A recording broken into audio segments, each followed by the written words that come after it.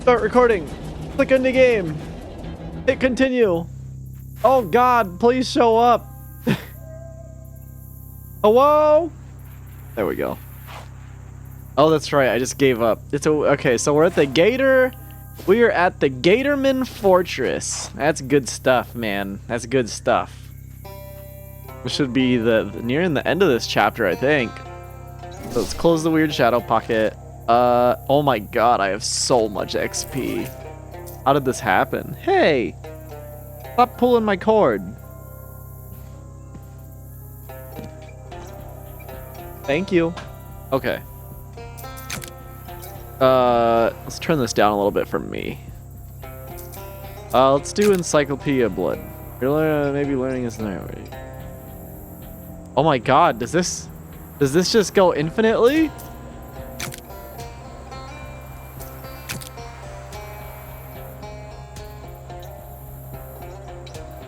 Wait. Oh, grants an extra perk. Okay. Let's get some sleaze armor. That's the cat, all right, but it ain't the cream. Revolting. How could they print that? You've reached chapter 2, which is titled Off-Color Jokes. What were those other ones then? Uh-oh. Another story of a man freezing to death in the sub-zero west, and another conclusion in which the narrator rejects the premise entirely. I would never go somewhere cold, they write. I would never put myself in that position. These Gatormen aren't doing enough damage to each other for it to seem like a real fight. Either they're just sparring, or this is how Gatorman argument works. Either way, they aren't paying attention to you. I can get that moxie up.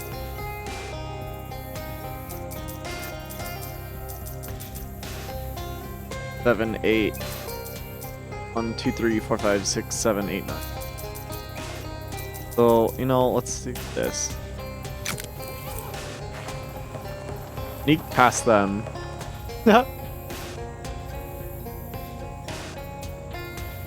Ooh. Ooh. It's so stupid. Okay. This filthy pipe must lead inside presumably to the bathroom part of inside. The smell is any indication.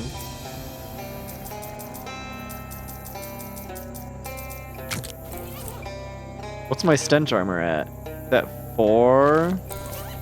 Well, I have a lot of things to raise my stench armor. Oh yeah, see, I could do this, so now it's at 7, and then I have the flower hat, which will put it at more than 7. If I could find the damn flower hat. There it is. Ew! I don't know. The pipe turns out to be much longer than you expected, with a lot of twists and turns. Clearly, efficient airflow and ventilation systems is not a big priority in Gatorman architecture. You eventually come out in either a garbage processing center or a kitchen. Let's take a look. Get my hats back on. Alright, can you please stop clawing at me? Please? Please stop clawing me? Please? I love you. Even if Gatormen bother to cook their meals, they probably don't cook them in an electric stove standing in 18 inches of water. This is a kitchen, only in the sense that it's a place where, quote, food is, quote, prepared. There's nothing of value on the shelves, probably not even by Gatorman standards. It's one of those fridges, you know, the ones hanging on big rusty chains. See what's inside. The chain wasn't attached very well, and the whole thing comes loose. You got an item, a refrigerator on a chain. Neither the refrigerator nor the chain is in very good shape, but you're probably not going to find a better version of this very specific combination. The remains of an awful, awful meal. The Gatorsman's dinner bell. Let's ring it. It would be nonsensical and cruel to ring the dinner bell without making dinner first. Nonsensical and cruel is the Gatorman standard of behavior. Let's not sink to their level. Here he is! It's Charles! Charles! Shh, they'll hear you. Oh, right. Boy, am I glad to see you, kid. Thought I was a goner. You're the adventurous some type and all. You know how to pick a lock. Only with an appropriately shaped key. You have to get it off their leader then. Think the room's down at the other end of the hall. Okay, I'll be back. Sneak attack them. This bunch of gatormen. Wait, what's the collective noun for gatormen? A cruelty? A depravity? A depravity? A butthole? Well, anyway, this bunch of gatormen seems more concerned with the possibility of someone breaking in their front door than sneaking in through their kitchen. Sneak attack them. You stealthily creep up behind one of the gatormen and knock him out with a quick strike to the back of his head. The other two seem shocked by this display of poor sportsmanship. Ha! Ha!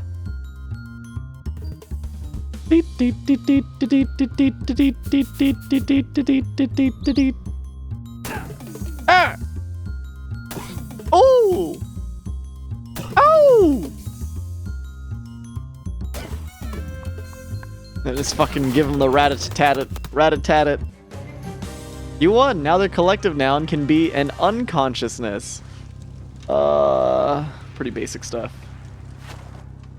Best let sleeping gators lie. Those two guards are still fighting outside. You can't leave this way unless you want to join them. Alright, never mind. A forge, presumably for hammering on terrible gator metals. This shoebox is waterlogged, a real surfeit of nouns. See if there are any shoes in it. Wide loafers. There are, big ones. The box disintegrated. This is either a pair of shoes for two people or two pairs of shoes for people who only like to wear one shoe, but on both feet at once. Widens your gait. Whoa! That's a fucking walk. A loose length of rusty train. Grab it. As a seasoned adventurer, you can't possibly pass this up. You're not exactly sure how long this chain is because you're not sure how tight you're supposed to pull a chain when you measure it, and also because you don't really care. Ooh, fish.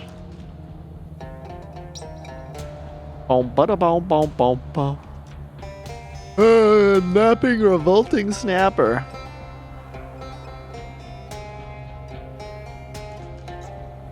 A napping flat-finned mud squelcher.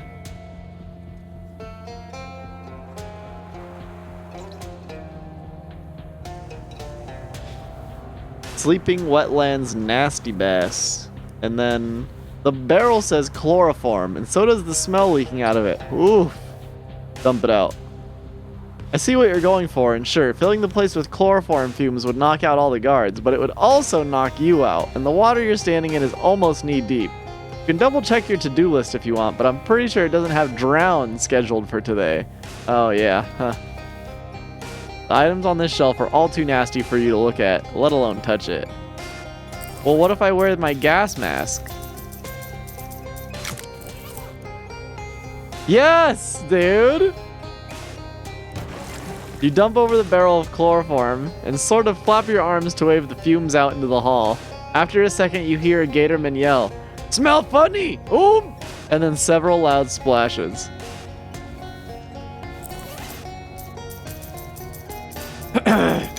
I'm so smart.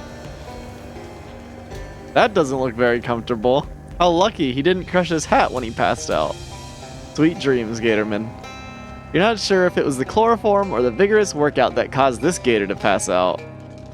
Dun, dun, dun. Do you think the Gatorman's taste in books is as bad as everything else about them? Keeping the rust off your iron fist. Don't eat your henchmen. Tips for new rulers. Spot welding. Spot welding guide for ad hoc fortresses. Yeah, these are all pretty much what you'd accept. Except, well, here's one that seems interesting. Making the most of your stabbings. Deal 25% of an enemy's max HP and physical damage. That's pretty good. You skim the book. There are many places to stab a person that had never even occurred to you. Okay. Oh, okay. There are some diagrams in the back that show the most painful places to stab each of the most common categories of stabbing victim. You could memorize it, but it'd take some effort. If you do, Knife in the Dark will deal an additional 10% of max HP and damage. That's super insane. This hole leads down into a massive underground chamber. You found it! The least comfortable chair in the world. This is a real seat of power. Flush!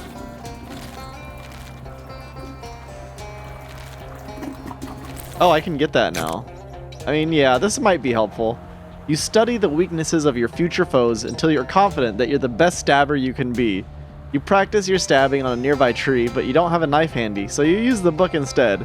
It is destroyed in the process. There, that ought to do it. Ooh! Property private. Scram! You don't know what this object is, but... Oh wait, it's got blood all over it. It's an altar. Huh, where did it go? It's a weird pedestal. Touch. What the fuck?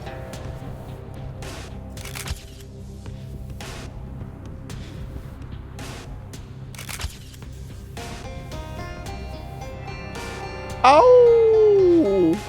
I'm serious. Go away. Whatever this is extremely broken. Mysticality. Try to fix it. All of these blocks are clearly trying to move in a way that makes sense. They must have just gotten knocked out of alignment. You move the blocks around relative to each other until they start moving in a more satisfying pattern. Assuming you're a person who thinks a smooth circular pattern is more satisfying than juddery, spark-spewing chaos, surely everybody is that kind of person. This has to be right. Yep. The device seems less broken now. Bo. Use it. Oh god. Ah! Help! Good grief. You wouldn't have fixed it if you known it was gonna be so ungrateful. Got a perk ziggurat power. What is it?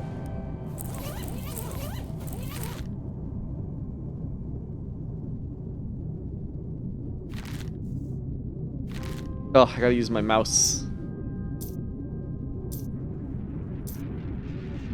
You can use 3 additional combat items per round? Holy fuck! You've been blasted with a bunch of ancient lasers, and it has awakened the ancient laser power concealed in the mitochondria of your cells.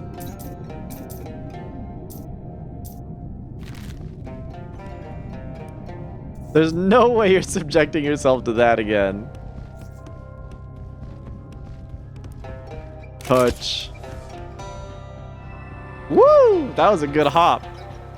Warning! Kill you! Oh god, is this some kind of ancient temple guardian or something? It's shooting out a bunch of tightly focused beams of light that science doesn't yet have a name for, but which you can probably assume you don't want touching you. I can get past this, so let's Moxie. Avoid the beams. Look at me go! Oh my god, this is so stupid! Yeah! Woo! Holy shit! Dude, did you see that fucking spinning bird kick? You should figure out how to turn that machine off before you get decapitated. That was something else.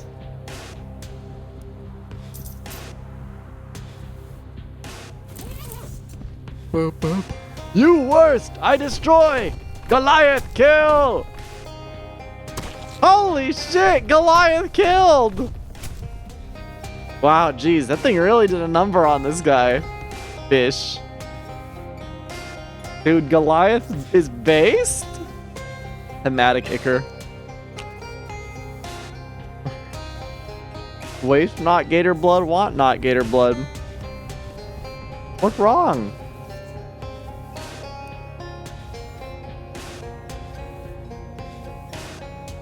You poke around in the mulch until you find something that looks more or less like an old iron key, except kind of blurry. It sizzles and twitches in your hand as you pick it up. This has to be the key to Charles mentioned. You look at that hulking Goliath at the end of the hall. There doesn't seem to be anything beyond it, and it looks like it could squash you in an instant. Best go back and unlock Charles. Make your way quickly back up to the room where he was being held. That's probably going to be like a super boss or something. Alright? Because I know this game does have those. Because I found one earlier. Well, not a super boss, but it was like a side boss. You shouldn't leave until you rescue Charles, but I shouldn't use the cursed key. That's a bad idea. Oh, I gotta. You've been handling a lot of cursed objects lately, but this one seems especially dangerous. Yeah, I know. It's Charles. He's in a cage. It's a cage with Charles in it. You found the key? I think so. It's kind of weird though. Yeah, I don't like the looks of it that at all. I bet dollars to donuts that's the artifact we're looking for.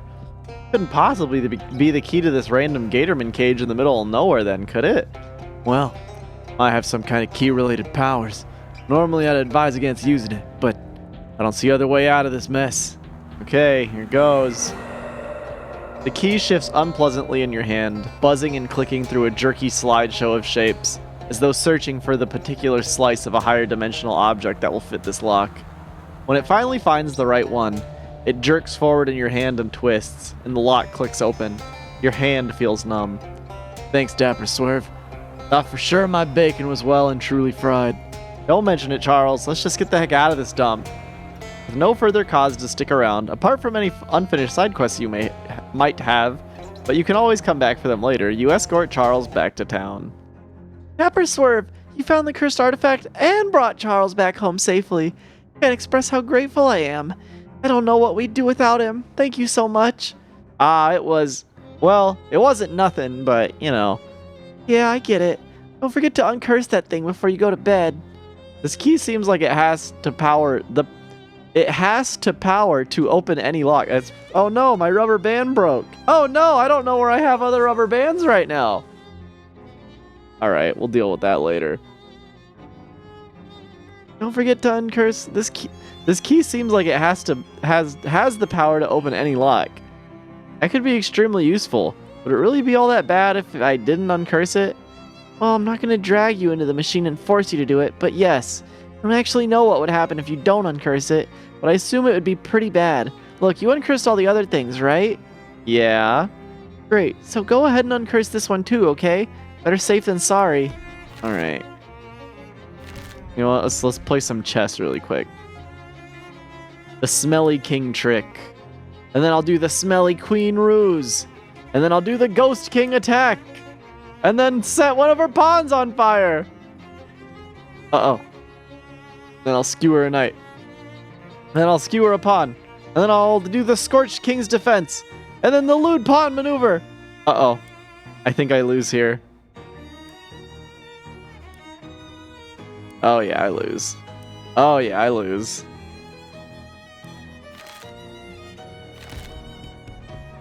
It's the uncursing machine.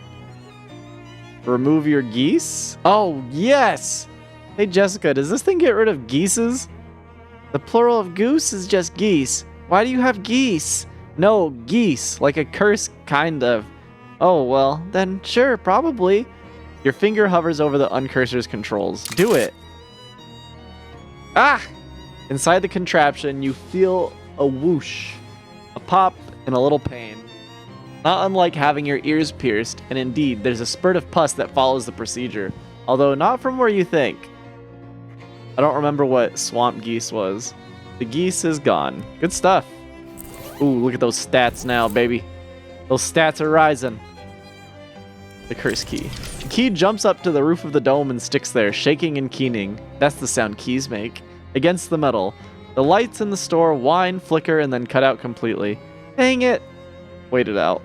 Only when the power is out does the key calm down, give up the most odious part of itself to the machine, and drop back down on your lap.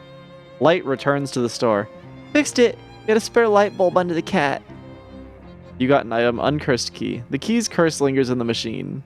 It is itself an arcane lock to be solved only by a projection of consciousness. Do it! Do it! I've assembled everyone just as you asked, Detective. The victim's wife, and the two men who were present in the passenger car at the time. I confess, the truth of this murder continues to elude me. But no doubt, you are soon to enlighten us. Your great power of deduction and observation. I inspect the body again? No, that wouldn't be fair to the other passengers who haven't had a look yet. I see. But I will tell you again what I know. At 11:13 a.m., the professor dropped dead in his chair after sitting down with his wife for a cup of tea. At that time, Mrs. Rio Kenshi and Mr. Andretti were the only passengers present in this car. Mr. Perry returned later. The rest I leave to you to deduce, Detective. I need a moment.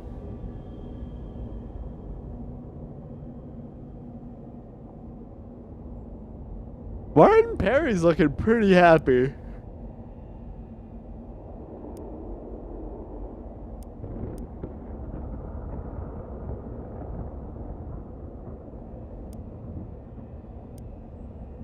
The young man is absent-mindedly but methodically disassembling and reassembling a fountain pen. It's as I said. Yes, the man was a professor of mine at Burgerworth College. And yes, he gave me a C and a D. But that's no reason to kill a man, wouldn't you agree? Besides, at the time of his death, I was in the lavatory trying to figure out what all the bits and pieces do. The perfect alibi, wouldn't you agree? Detective mode. Deductive observations wing about your mind. He's right. A mere C and D are no reason to kill one's professor. But is that the whole story? Observe how the boy tinkers with the fountain pen in the train lavatory. He fancies himself a mechanic, but he wouldn't get a foot in the door of that profession if his C and D stood for car dunce. Nobody would be able to hire him, unless the professor who awarded those ignominious grades died. In that event, every grade he ever gave would be avoided, and this young man could take a plum job in car manufacture and start earning the big bucks.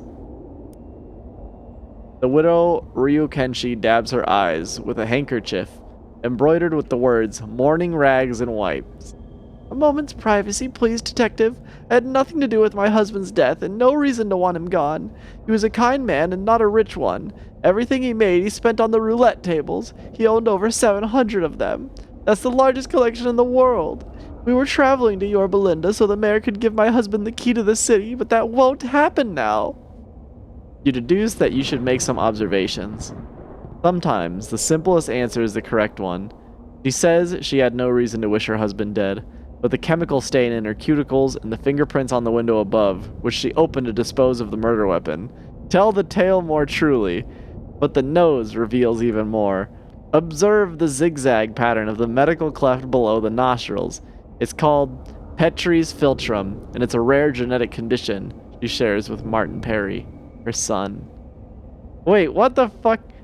Wait, hold on. Sometimes the simplest answer is the correct one. She says she had no reason to wish her husband dead, but the chemical stain in her cuticles and the fingerprints on the window above, which she opened to dispose of the murder weapon, tell the tale more truly. What the fuck? So it was her? The businessman Andretti adjusts his cufflinks. It just told me outright? What the hell? I told you, I never even heard of this man. I know of Burgerworth College, of course. It's an excellent institution, but I didn't know he was a professor there. Now, come on, let's not delay our journey any further. I'm traveling. Hello? Game? There we go. I'm traveling with 19 suitcases of exotic rubber to make new and exciting wheels at the factory. You observe closely to see what you can do. Exotic rubber, eh? No doubt from the jungles of Almodovar, whose local brand of nicotine I smell on his collar. Of course, the rubber plants of Almodovar don't just yield material for bouncy tires, but an odorless poison, lethal when drunk in hot tea. But why would this man abet the murder of a stranger? I suspect the answer lies in the resume on the table, and the name printed on it. Martin Perry. Oh. Oh, I see.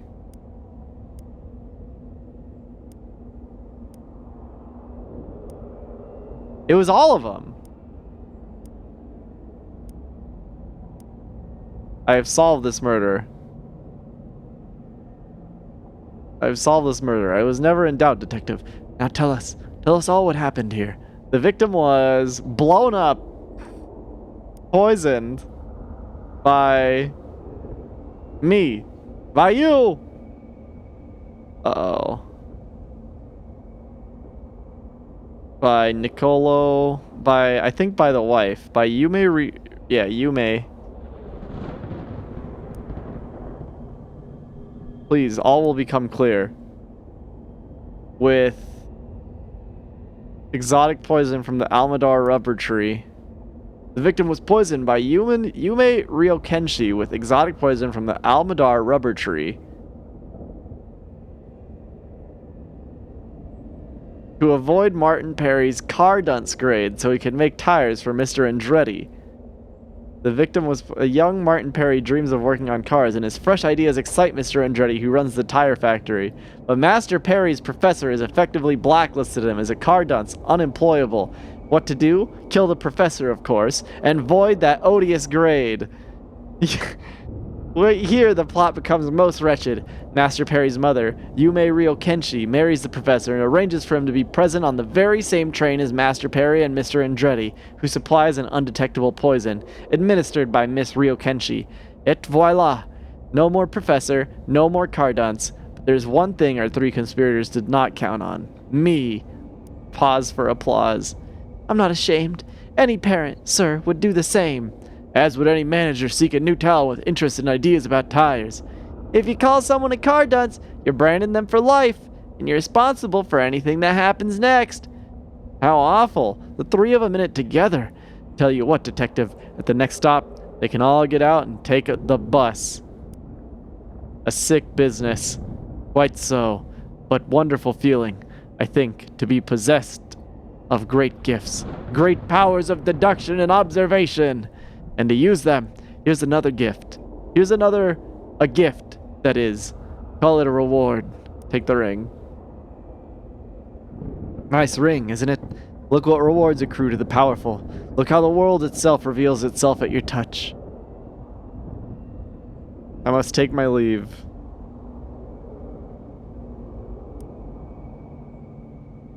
But spare me the reproach. Wouldn't you have done this? Yeah.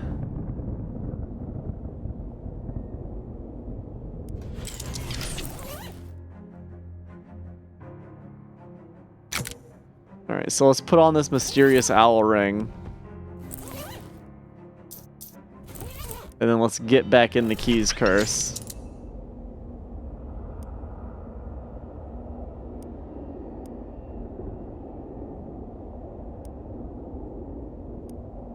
Wait, that's not it? Hold on.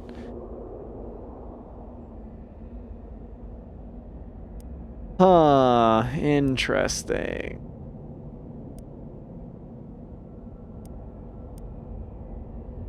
Blown up by a giant dog with dynamite. With TNT.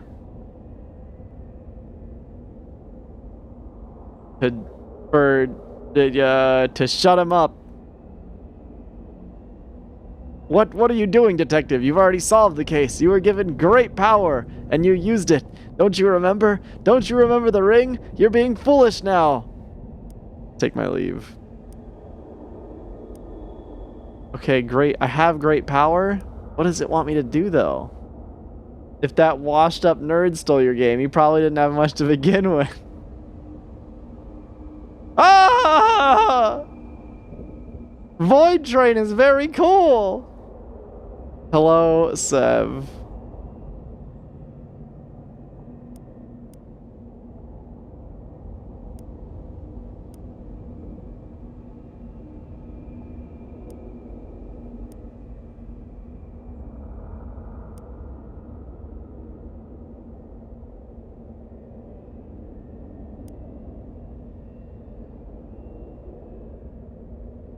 I gave you the great power of deduction and observation. I gave you the power to bend back the skin of the world and sniff up its insides. How dare you waste it? You really want to live without this power? You really want to live in the dark? Yes. You're a fool, and I wouldn't sully that ring on the finger of a fool. Give it back now. You don't deserve it. I uncurse you. That's good. I had to fuck with him a bit. So, did that curse effectively try to bribe you into not destroying it? That's a little disconcerting. You look at the key that once harbored its shadowy magic. It shimmers in the light. Upgrade! You check your fingers and pockets. No mysterious owl ring. You're reminded of the great figures of history who wielded incredible power and chose to give it up. You can't think of anyone specifically, but the concept is interesting to consider. Who's some famous guy who gave up great power? He's not famous, but my dad never eats more than he needs to at a buffet. I don't remember where I read this, but there's a rumor that Ann Ballin had access to a tank, but chose not to use it. No need, she said. And you know what else? Who else had a tank? Walt Whitman. Interesting. Ooh! That's a pretty good thing. What was I using? The castanet ring. Ding, ding, ding, ding, ding, ding, ding. Do-do-do-do-do-do-do-do. I have a bunch of stuff for the boy over here. Found this crate of bass oil. I don't think people are going to like this very much, but you're the boss.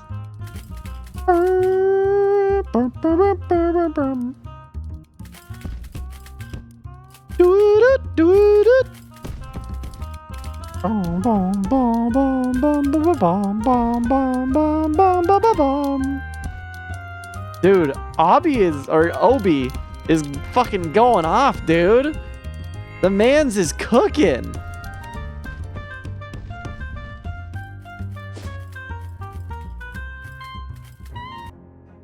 Dude. There's an old gravestone here. What the fuck? Pepperidge Dolphin. What the heck? Pepperidge Dolphin died 150 years ago? Then was that man in the boxcar Hello again. Yeah! Oh, did I startle you? Dreadfully sorry. Pepperidge, you're alive! Well, yes. That in question? This gravestone says... I see. No. This is my great-grandfather's. I was named after him. I decided to bring it with me as another souvenir, in addition to my father's padlock collection. Well, that makes sense. He's still leaning. It's Pepperidge Dolphin. Looks like he's still adjusting to orthogonal life. How's it going, Pepperidge? Quite well. It's a very nice little community they've got here.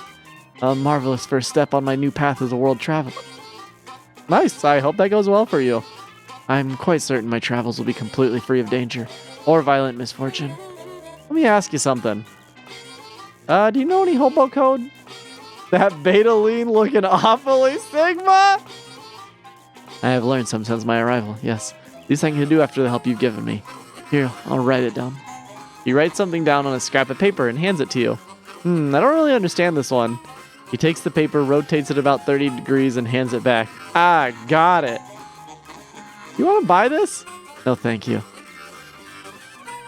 Actually, yeah, let me ask you something else. Actually, I've got nothing else to ask. Sorry about that. That's quite all right. No need to apologize. Ovid Lobdell. You want to buy this? No, thanks. That stuff isn't good for much except looking through. I'll buy most anything else, though.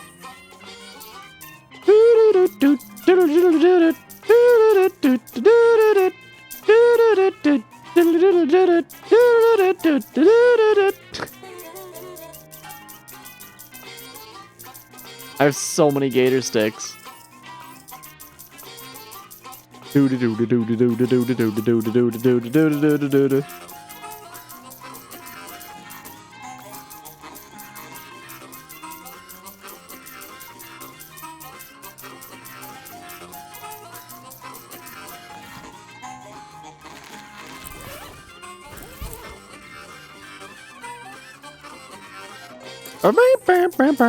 I wanted to buy this also. New book.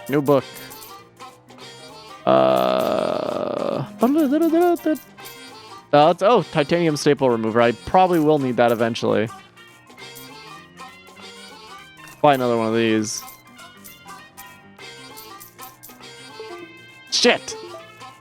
There we go. Help!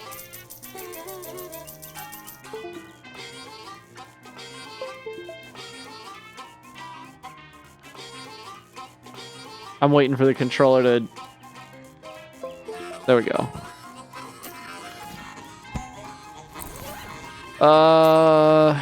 Let's see. His Majesty's least favorite poems. Somebody published a multi-volume set of every poem George V ever read in descending order of how much he liked them. This is the last book in the series. You cannot imagine a less interesting book. Read. You're not even interested in the poems George V sort of liked. There's no way you're reading these. Oh, man. You want to buy this? No, that stuff's bad for your teeth. And by extension, the rest of your bones as well, I assume. You want to buy this? No, thanks, dear. Want to buy this? Why did I ask want to buy this twice? You want to buy this? No, thank you.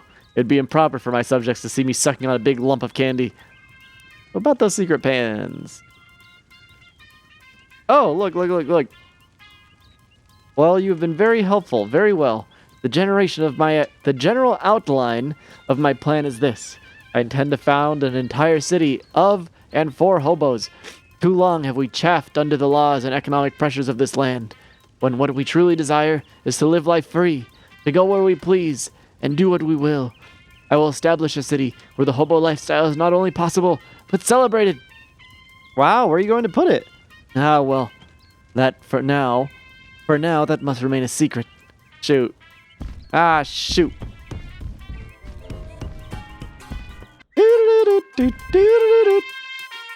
Want to buy this? No thanks. Sugar gives me the jitters. Just gotta ask everyone. Gus, want to buy this? Want to buy this? No, not really. Sorry. You want to buy this? Oh, thanks.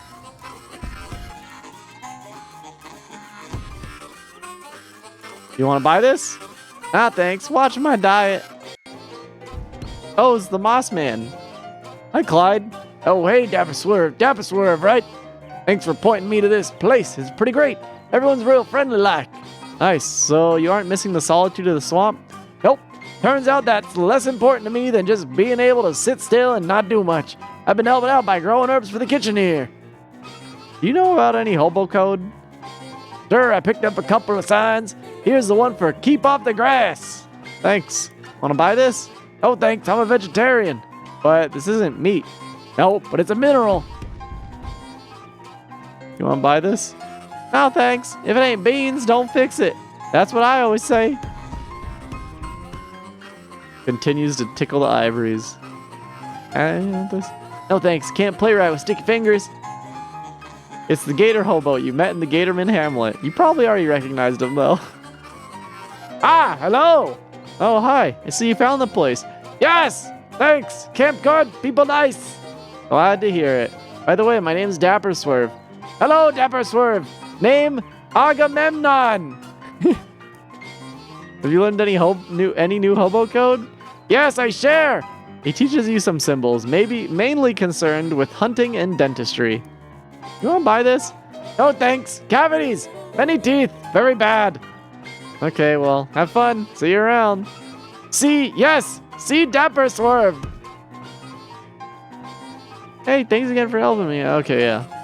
Can I sell you this? No, thanks. Natural rock candy gives the moonshine a weird gravel flavor. How's it going, Creamy Steve? As creamy as ever. Yeah, want to buy this?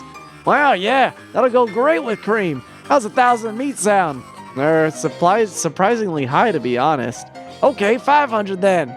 He grabs the candy and shoves the meat in your hand before you can protest. Wow, that's pretty good.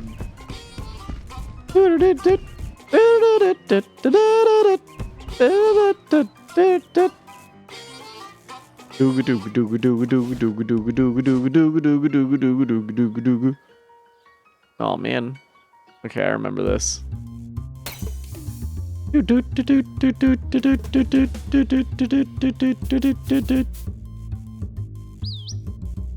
gonna say, this should kill all of them in one hit.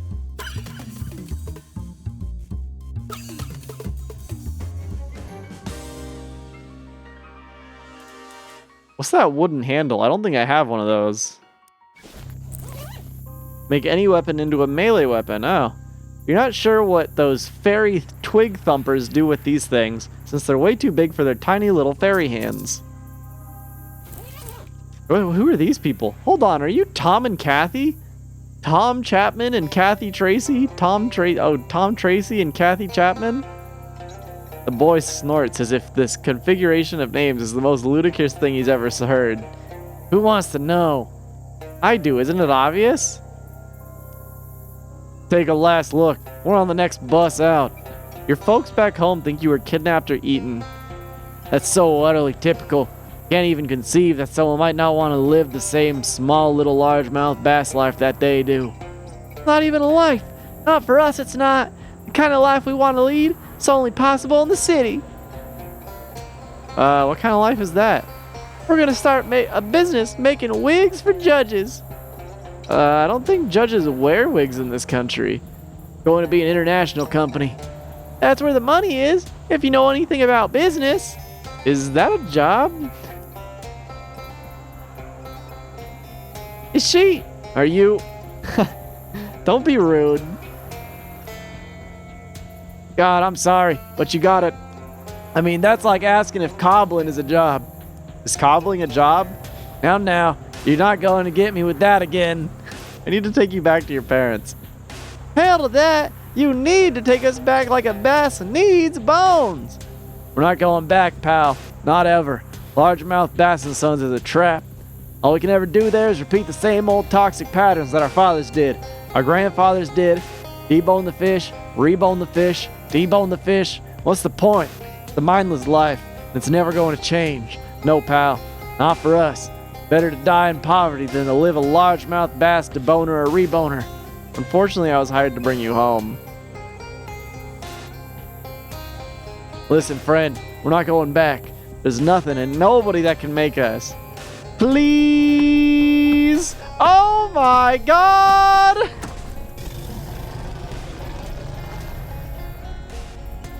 No, Occam's Gator, you have no power here. Occam's Gator? That's a real guy? Occam's Gator is why, he's the bane of our lives, our family's lives. He's haunted us, tortured us before I was even born. What is that? What does he want? Back. Did he just say Bach? Did you just say Bach? Miserable. Back. We will be miserable if we go back. The gator sneers. To your surprise, the beast apparently has no intention of killing or eating the children, but means to return them home to largemouth Bass and Sons. But why? Why would it care? You want them to be miserable? Oh yes, miserable back. I don't know what Occam's Gator wants except our whole family to be miserable. I don't know why else he torments us. What's your problem? Misery. You just want to cause misery? Bass misery. The largemouth Bass and Sons specifically? Why exactly? God. What? God? Misery God. You have a god that wants to cause misery to largemouth Bass and Sons? Amen. What's your god's name?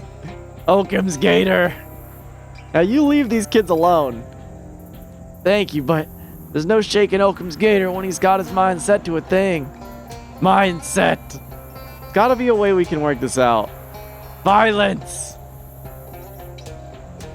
Oh, apart from that, violence, misery. You want to tussle? Let's tussle. Oh my God.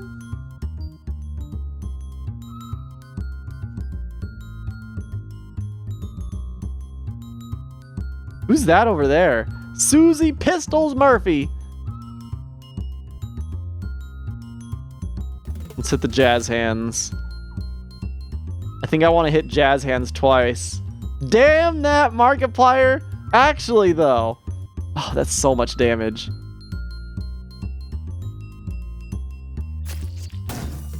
Oh, that was violent as fuck, boy. Wait, what the fuck? Oh, you can only use it once. Okay. This enemy has already been knifed in the dark. Further knifing would be in poor taste. That's funny. This game's funny.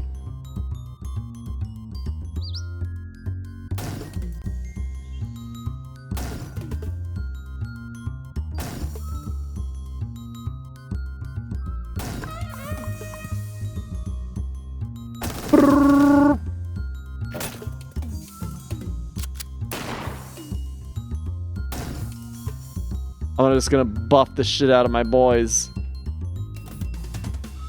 I mean, I'm gonna kill it right now, so.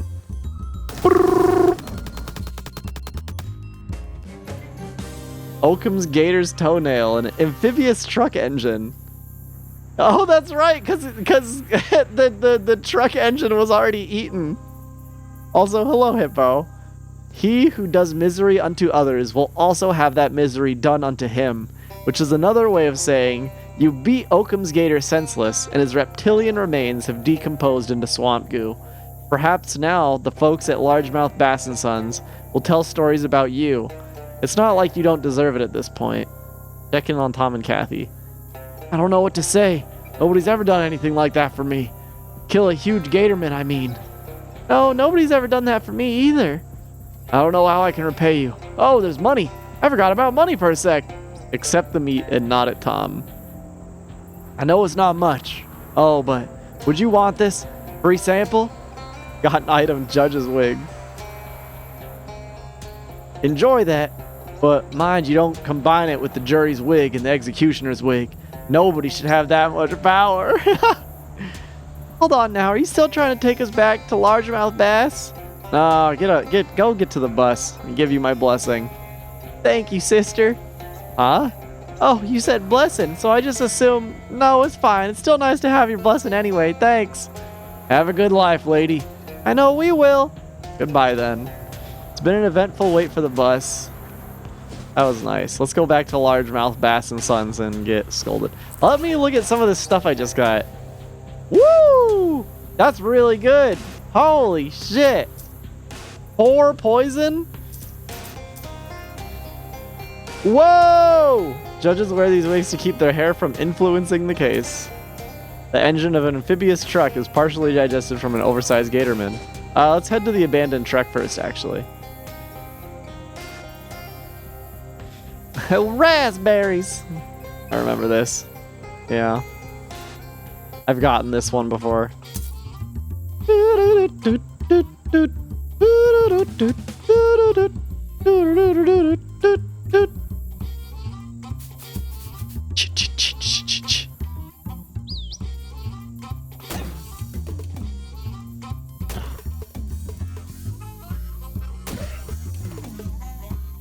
These guys are getting a little buff.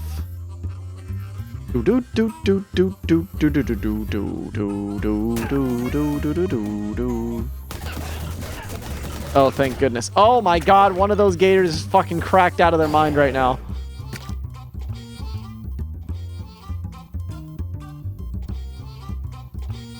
Oh, well, I can kill him in one hit now, though.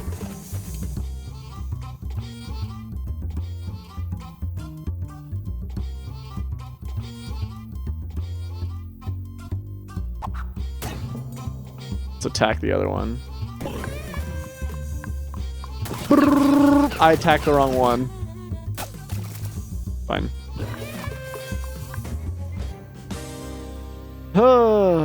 Bum, bum, bum. Replace the black smoke billows from the cow. The engine has been eaten. Replace the engine. The truck roars with unhappiness, ungrateful for the return of its engine. All right, I get it. Shut the fuck up! Jesus. Ugh.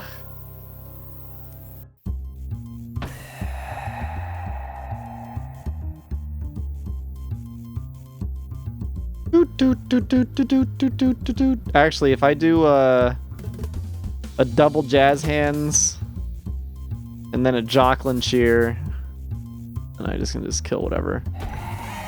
But now, yeah, Molly's gonna deal an insane amount of damage.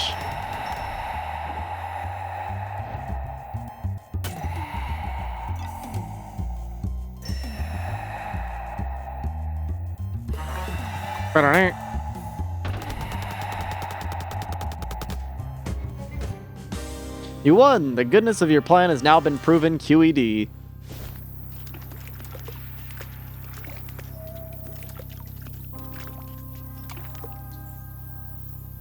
How are the fish today?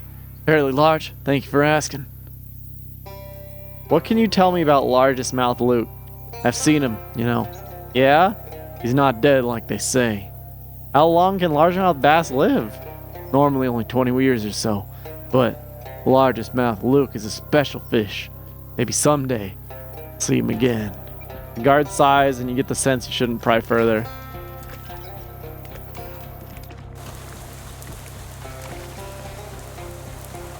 He scans the horizon, looking for the truck's return, then turns to you and shakes his head slightly. Actually, good news, I restored your truck's missing engine. You did what? Why'd you go and do a thing like that? What's the problem? You put her heart back in her body. That's a powerful thing. She'll have imprisoned on you now. She owes you a life debt. Is that bad? If there's one thing a car can't stand, it's to be forced into a debt to a no-wheeler. Ever wonder why cars honk? They're angry. That's the sound of them screaming. I found the truck. Really? Where? Is she alright? Does she need anything? She's out of gas and something ate the engine. It's out of gas and something ate the engine. Rats! I don't know where I'll find a new engine, and I really need that truck back. I left an egg sandwich on the passenger seat, and I'm afraid by now the egg will have hatched. Take it easy. You too. Wait, what is the life debt perk? +2 to magical weapon attack. A truck owes you a life debt. A little bit of its energy is funneled into you. Mystical energy, that is, not gasoline.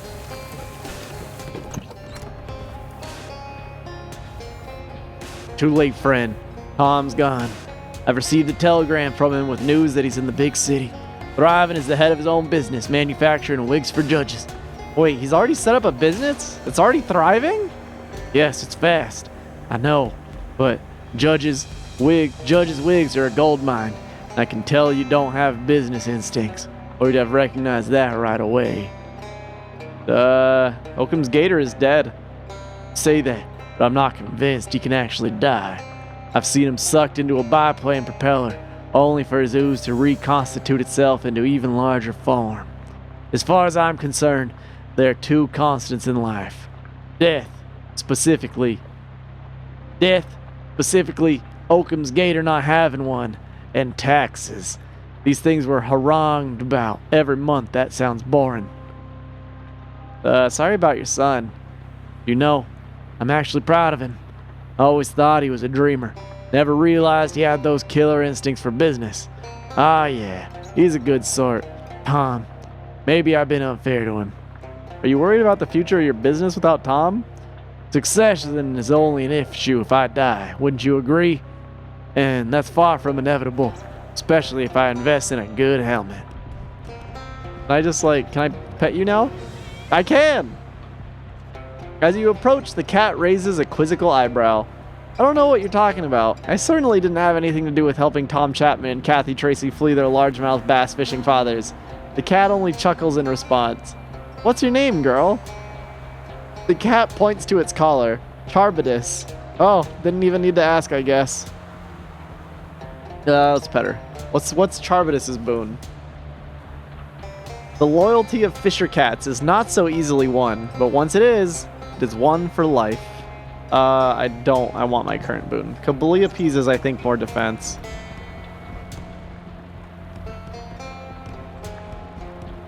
Dong dong dong dong dong dong. Doyo dong dong dong.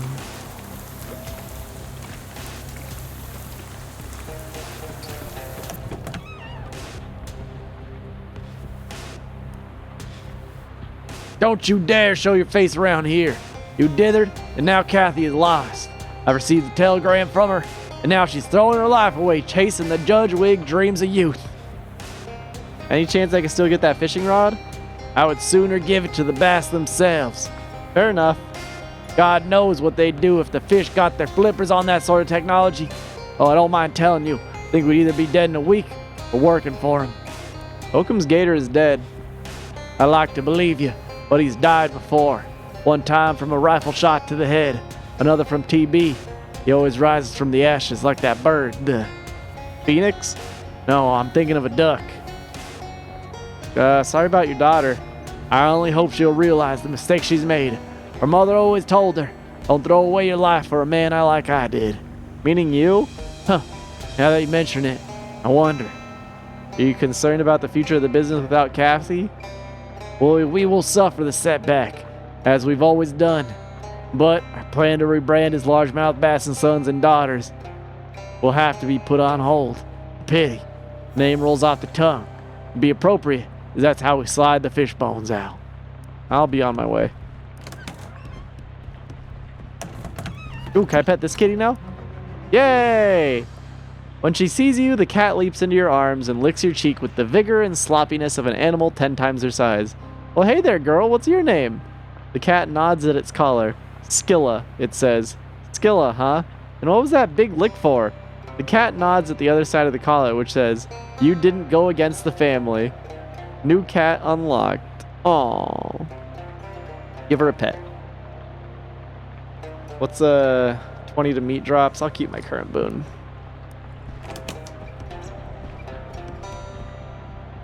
Meow wow. Hello, Salt. What's your boon? Being annoying? Probably. But I love you.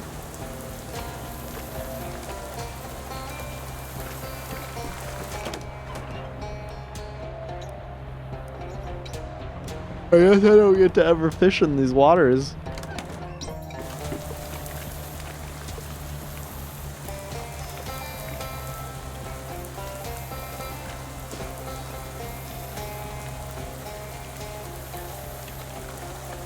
Yeah, set your trap. A spot of color in this drab swamp catches your eye, and you find a pile of withered orange husks in front of a shallow cave. This must be the lair of the Chupa Naranja. Fortunately, it isn't home right now. Or maybe since you aren't an orange, it wouldn't be dangerous to you anyway? That's almost certainly isn't true. You set your trap and hide behind a nearby bush to wait for your prey. After a while, you start to get very bored, and remember that people who hunt with traps don't typically sit and wait for the prey to show up. Instead, they leave and come back later. It's kind of the whole point of animal traps. Where'd she go? This whole truck business sure feels like much ado about nothing. Ado is a weird word. I still haven't gone to the frog bog. Oh, when you set that trap for the Chupa Naranja, peering through the bushes, you discover that your trap has indeed trapped something. It sort of looks like a giant toad with a tentacle face, covered in boils that might also be eyes. You have no idea what a Chupa Naranja looks like, but this seems about as likely as anything you were imagining. The presumed Chupa Naranja seems pretty annoyed about being caught in your trap. You carefully sneak up on the Chupa Naranja, which senses your presence and thrashes angrily, breaking free of your trap. Then it turns to face you. It seems mad. Let's fight it. Oh god, it's so gross. 100 health! 39 physical damage to my mosquito pal? I'm gonna stab him.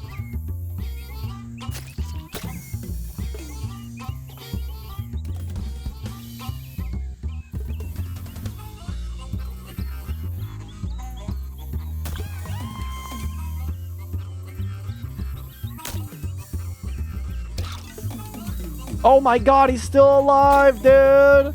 He has 36 health! I mean, the Chupa Naranja is about to die. So. You won! You quickly cut off one of the creature's nostrils, pick up your trap, and get the heck out of there before that thing regains consciousness. Chupa Naranja nostril.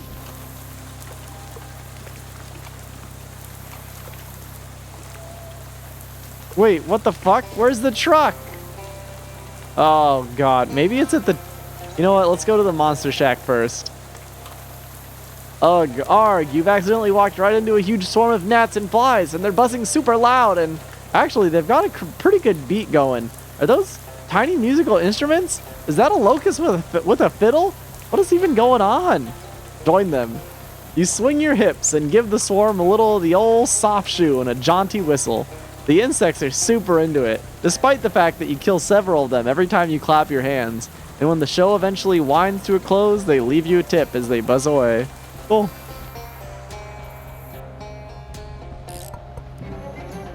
Hey, I caught that chupa naranja you were after. Well, nearly. I had to tussle with it a bit. Got the job done, though. Wow, that's great. Now we have real proof for why there aren't any oranges in the swamp. Sure. Anyway, here's its nostril.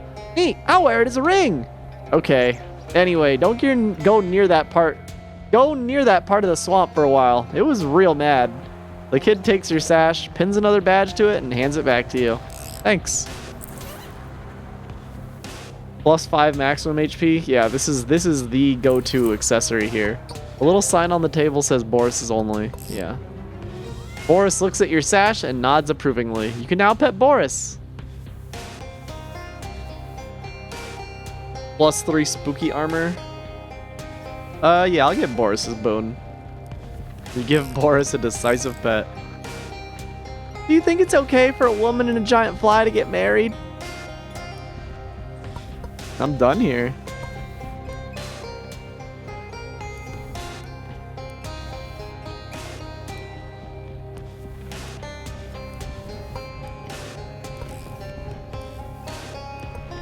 Dun dun dun dun dun dun dun dun dun dun dun dun dun.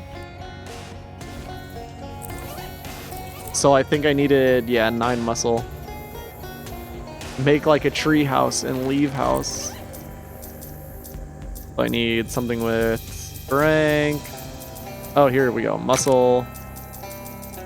Then I'll wear my muscle pants. Just climb the tree. Enough of this. It's time to clasp your robust limbs around the trunk of the wet, shedding cypress and begin to shimmy. Hey now, this is a private treehouse. Stop that or I'll tan you till you can't stand up. Take the risk. Hey, there's no boy. Hey, why? There's no boy up in this treehouse at all. Only the large and sagging features of a human face sunk into the tree's very trunk. Surely that can't be young Will Hunter. Oh, well, I reckon now tain't no keeping you from seeing my plight. I've been wicked, miss. Is there a ladder you can put down? Suppose I can.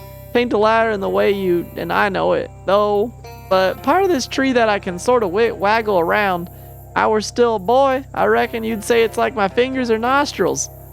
Will Hunter extends his long, aborcent fingers and or nostrils through the hole in the treehouse back to the swamp floor. You should be able to climb down this nostril now. What happened to you? Paint much to tell? That can't possibly be true. The great tree sighs, shedding scraps of bark that drift to the treehouse floor. Well, you ever heard of a doctor? Do you know what that is? Yes, Will, I know what a doctor is. Rub it in, why don't you? I already told you, Will Hunter never got along with no tutors. I only ever met one doctor, Dr. Wise. Lived on the same street as my step-aunt. Plus, one morning, he paid me 6 bits to paint his fence, and, well, heck, I swear I was fixing to do it, miss, but I heard there was an interest in trout down by the river. Down the river, a little wider than average, but not very wide, just the way Will Hunter likes. How can a boy resist? Are you asking me? No, I'm telling you, miss, Will Hunter couldn't resist a gander at a trout, and any boy who says he could is lying. Anyway, Doc Wise, he weren't real pleased, and to teach me a lesson, he went and cursed me to be a tree. What lesson are you supposed to learn from this? That I ought to paint fences, if I says I'm fixing to. Can you end this curse? Well, that doctor told me I'd be a tree till I could make good by painting a bunch of fences all around town. Hard enough for me to do that like this, I'll tell you. I could do that for you. Aw, miss, paint fences? You wouldn't want to do that. Sure I would. The wind picks up and snaps off a few weak twigs, but Will doesn't seem to mind. Say, that's real swell. Thanks a lot, miss. That doc who cursed me had a nice white picket fence, and he said something like, Will Hunter gotta paint 3 more fences just like this, or he'll be a tree forever. Paint 3 fences. Got it. You can get my paints and brush out of my knapsack. I just hand them to you, but I am a tree. I'll be seeing you around, Will. When he reaches a certain age, a boy loses his enthusiasm for hoarding rocks in a treehouse. This is called the death of innocence. It's a Huck knapsack, the favorite brand of rascals favorite brand of rascals and imps. You grab the contents of the knapsack. Take care of those, will ya? That long-handled brush belonged to a grandfather. Your grandfather? Don't think so. Keep an eye out for 3 fences. Where? There are paint. These are paints, not pants. Thank you. Thank you, a video game.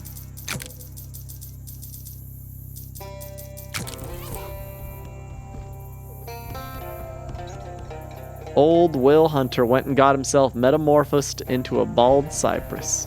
Let's see. The telescope is a gateway lens that often leads to the use of binoculars. Peek through. You see nothing out of the ordinary. Rivers run around the trunks of trees. Crawdads and crawmoms make love upon the rocks. And a duck is impaled on the beak of a heron. Here in the swamp, it is a day like any other. And the circle of life turns on and on. Jesus Christ. Doodle Will's in this game? Is this Doodle Will? This tree?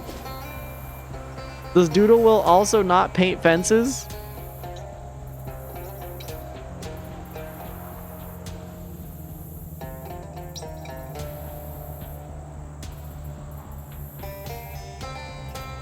Bung bung bung bung bung. Alright. This person again. Oh! No! Deveined, you go ahead and let the vampire drink your blood. To do otherwise would be downright inhospitable. Damn it! I didn't mean to click no. Son of a bitch. What is that? Is that an effect? It is. Okay, that's not that bad actually.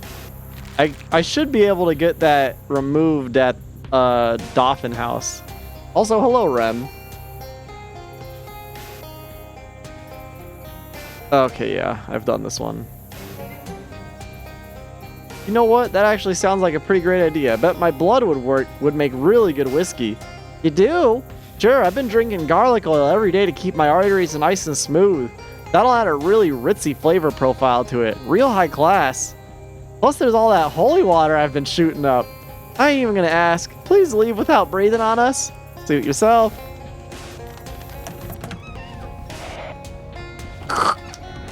Yeah.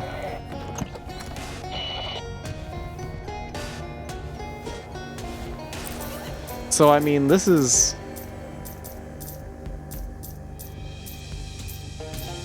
technically a breathing apparatus, but I don't think it's the kind of breathing apparatus that's gonna help. Let's go to the frog bog.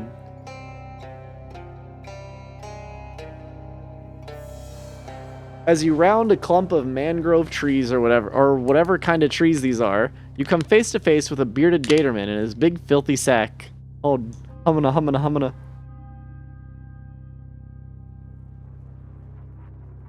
I should clarify that it's a burlap sack and it doesn't have a face. Just the gatorman does. Whoops, buy sack, 150 meat, sale, final. Buy the sack. You open the bag and reveal your prize. It's like Crimbo. A sad, wet, dirty Crimbo. Gatorman skin pants, gator cheese, and swamp mushrooms. Yeah. Pretty bad Crimbo. Look at all these frogs. Help! Hey! The frogs are talking. Ribbit. There's a whole lot of swamp out that way to explore if you want. Hop to it. Speak to the frogs? You clear your throat. There was a frog in it. Haha. Maybe you don't use that joke when talking to the frogs, though. Hello, frogs.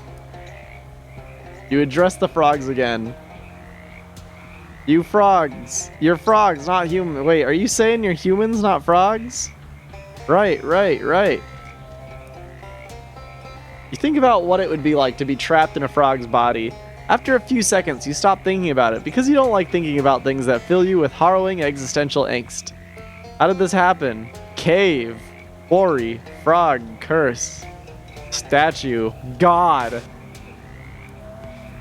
You struggle to make sense of the cacophony. It's kind of hard to understand you with everybody talking all at once. Did you all stop talking except for one frog? Quarry. All. Single. Frogs. Mind. Single. Frogs. Mind. Oh, okay. All frogs share a single mind. Wow, that's incredible. This changes or actually can't think of any significant consequences of what you've just learned. You try to remember the last time you interacted with a specific frog as an individual and it was, the biology class. Probably best not to bring that up. What's that like for you? Sucks, gross, awful, the worst. Yeah, that's about what I'd expect. Is there any way I can help you? One of the larger frogs hops up to you and coughs loudly. A shiny green object flies out of its mouth and sinks into the water. Grab it. You roll up your sleeve and plunge your hand into the nasty water. Your fingers find a hard object, which turns out to be, wow, shiny. You turn back to the frog. What should I do with this? Second frog approaches and belches up a soggy piece of paper. You decide to just look at it instead of touching it with your hand. It appears to be a shipping label from a nearby quarry. I'm Quarry. This is the most beautiful thing you've ever had barfed at you. You find some glowing green rock. Oh, yeah. You recognize it as petrified St. Elmo's fire. You do what must be done, which is to smash the rare natural formation to harvest its resources. What is it? Oh, it's a frog and a man. There's a note on the door. Drive efficiently. Excess gas use will be deducted from your paycheck. Guy seems a bit ribbit. This might seem like a strange question, but do you know anything about a curse? Your attitude says no, but your everything else says yes. This is either a guy who thinks he's a frog, or the soul of a frog trapped in the body of a guy, or a really good method actor rehearsing for Toad of Toad Hall. Here's another one of these froggy men. Excuse me, have you seen any cursed frog idols around? He sticks his tongue out as a fly buzzes past, and seems confused and disappointed by its length. Ooh boy. Okay, good luck. Hi. If I asked you if you were a frog trapped in a man's body, would you have any way to answer that question that I would be able to understand? I guess I don't know what I was expecting. Bunk, mess hall, foreman.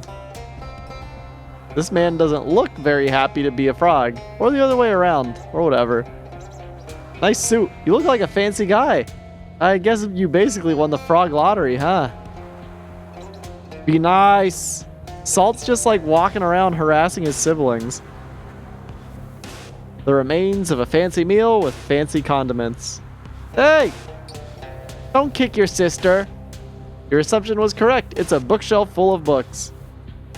It's all books on management with titles like Shaking the Invisible Hand, You Deserve More, and How to Get Blood Out of the Turnips You Hired. Oh, this one actually looks kind of interesting. Advanced Scowling. A Guide to Productive Frowning grants grit teeth. As you read the book and really up your frowning game, not that there's anything fun about it, Hey! The back page is a bunch of exercises for strengthening your frowning muscles. All 438 of them, according to that old adage. Upgrade.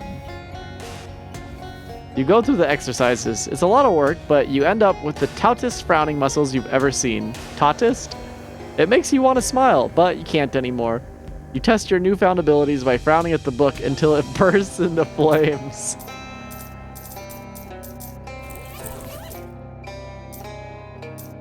How much experience do I have right now? 172.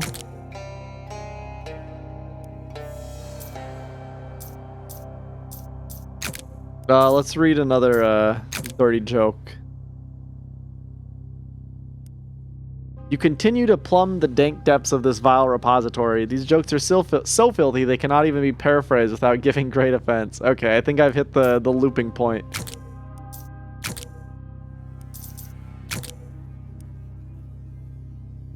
Yeah, of the dialogue. Boom, boom, boom. A painting of a safe. Is that meant to be a reverse psychology?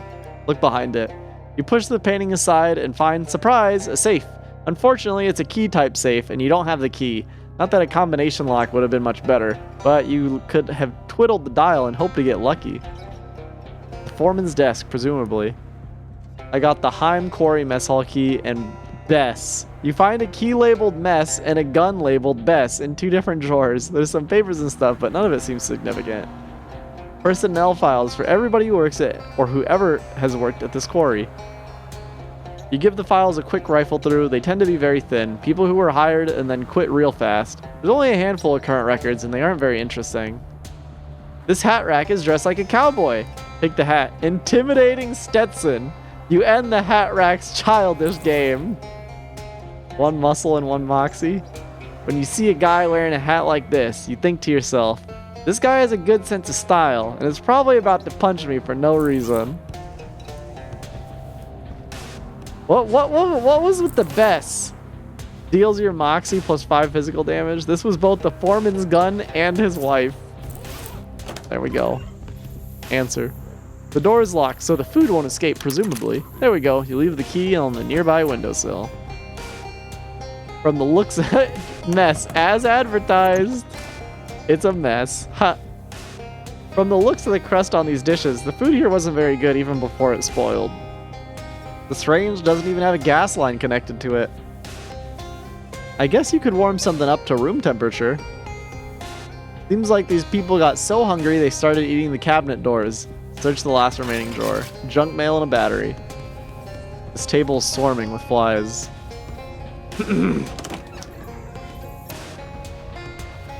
All of the oil in this lamp has dried up.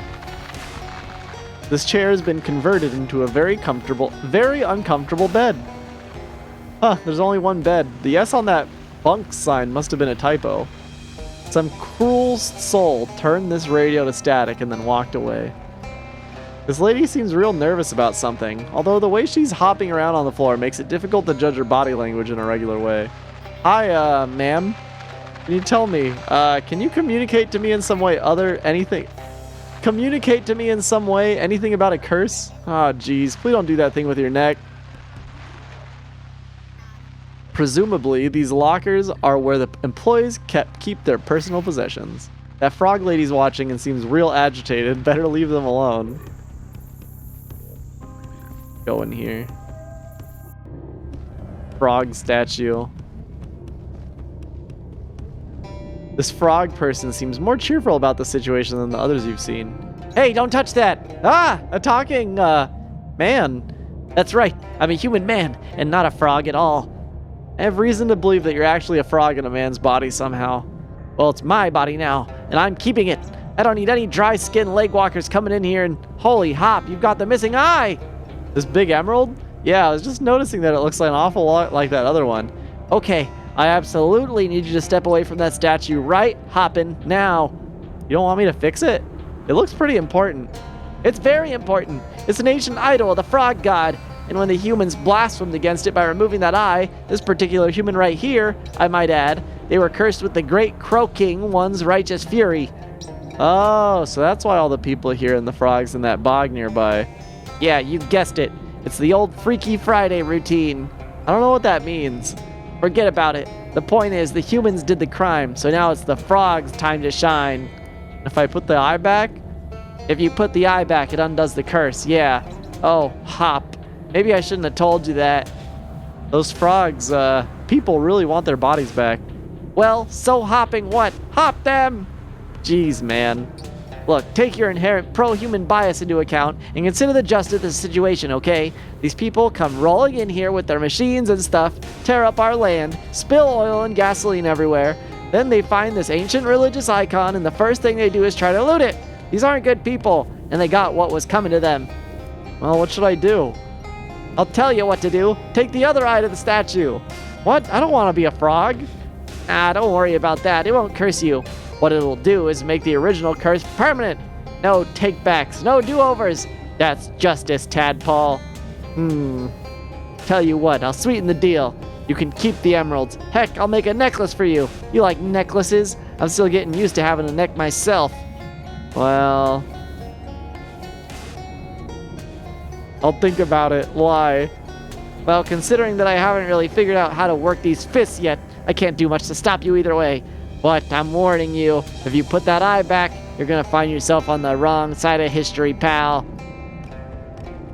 Mess with it. The statue's one remaining eye twinkling in the dim light. It almost looks like it's winking at you, which does not exactly help when it comes to making a decision here. Maybe be a little more explicit about your desires, huh, Frog God? Judging from the smell and thick cloud of flies, that is not a place for a good time. Let's not go back there unless you have a really good reason. Well, I mean, everyone seems pretty upset with this. Like, he looks really sad. They look really sad. No one looks happy. Like, she looks sad. Everyone's sad except that guy. These frogs just want to be frogs, you know? I'm gonna return the missing eye.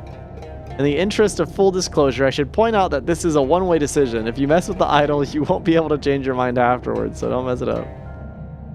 The frog side of history. The frogs will praise me! I'm getting to it. Sheesh!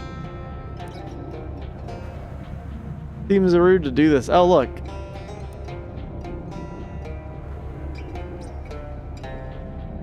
Being a frog ruled. Can you breathe through your skin? I didn't think so. You see that like being a frog sucks or something. You know how why don't you take the gem out? Why do you want to be a human so much? Because it's exciting and new. Check out these thumbs. Are you kidding me? Some of the climbing type frogs have rudimentary thumbs, but not like these tadpoles. I'm gonna give so many thumbs up to people, it's gonna be great. You said being a frog ruled though. Well, sure, but come on. You like, what's the thing humans like? Having sex? Oh, wow, you guys do that too? This is gonna be amazing. Okay, but, woo, I can't wait to see what that's like. I've totally forgotten what point I was gonna make. A frog gave me this emerald. How's that possible? Oh, that was probably me. I mean, him. Try that again. This human's mind is in my frog body. I was hopping around in here when it happened. He probably woke up first and stole the jewel again. That's just like him. At least I assume so, based on the only fact I know about him, which is that he steals jewels. Alright, I'm putting the gem back.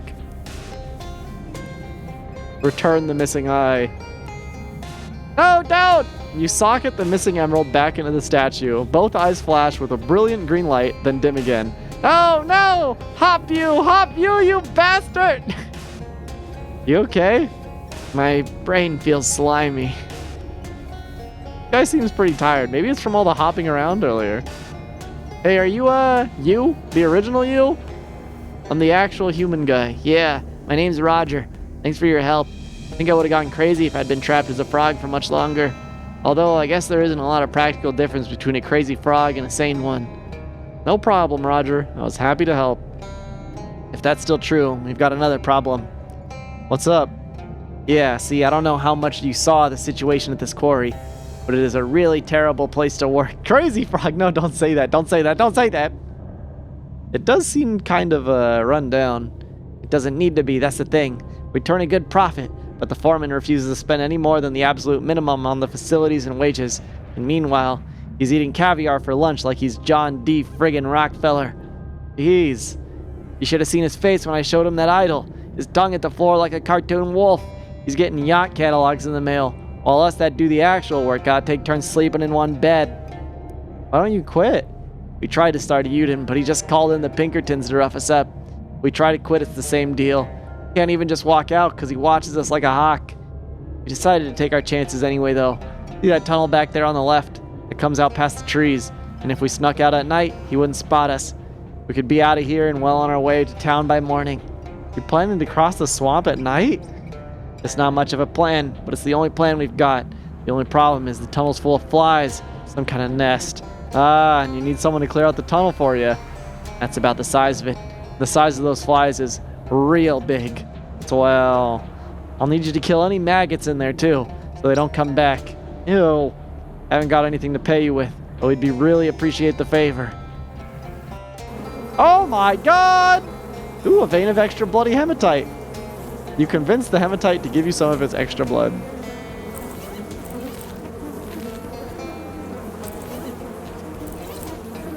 These flies are large and aggressive. That's 2 understatements for the price of 1.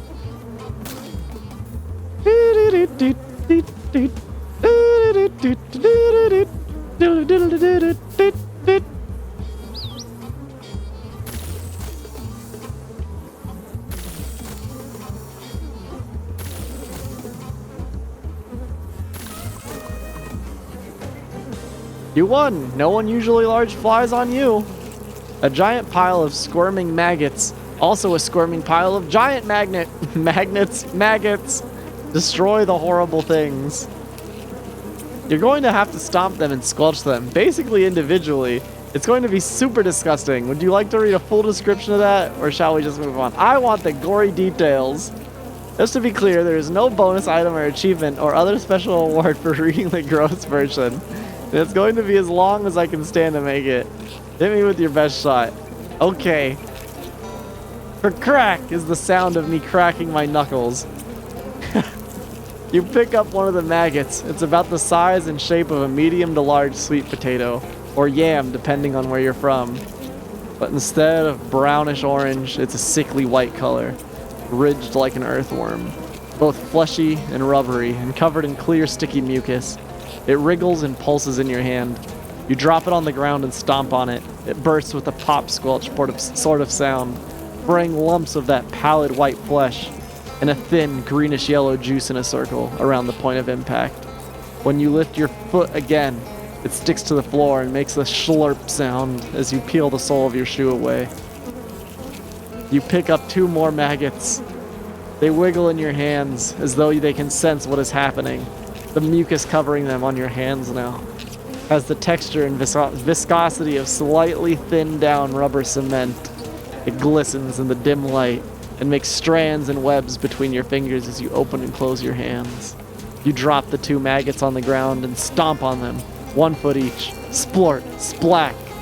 The spray looks like lumps of old mayonnaise, mixed with the juice from an expired camping glow stick. The added liquid is making the floor slimy instead of sticky now, and you have to move more carefully to keep your footing. You approach the pile again. How long is this?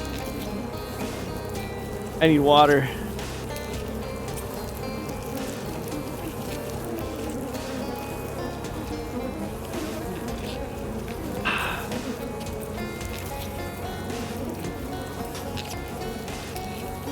You pick up another maggot.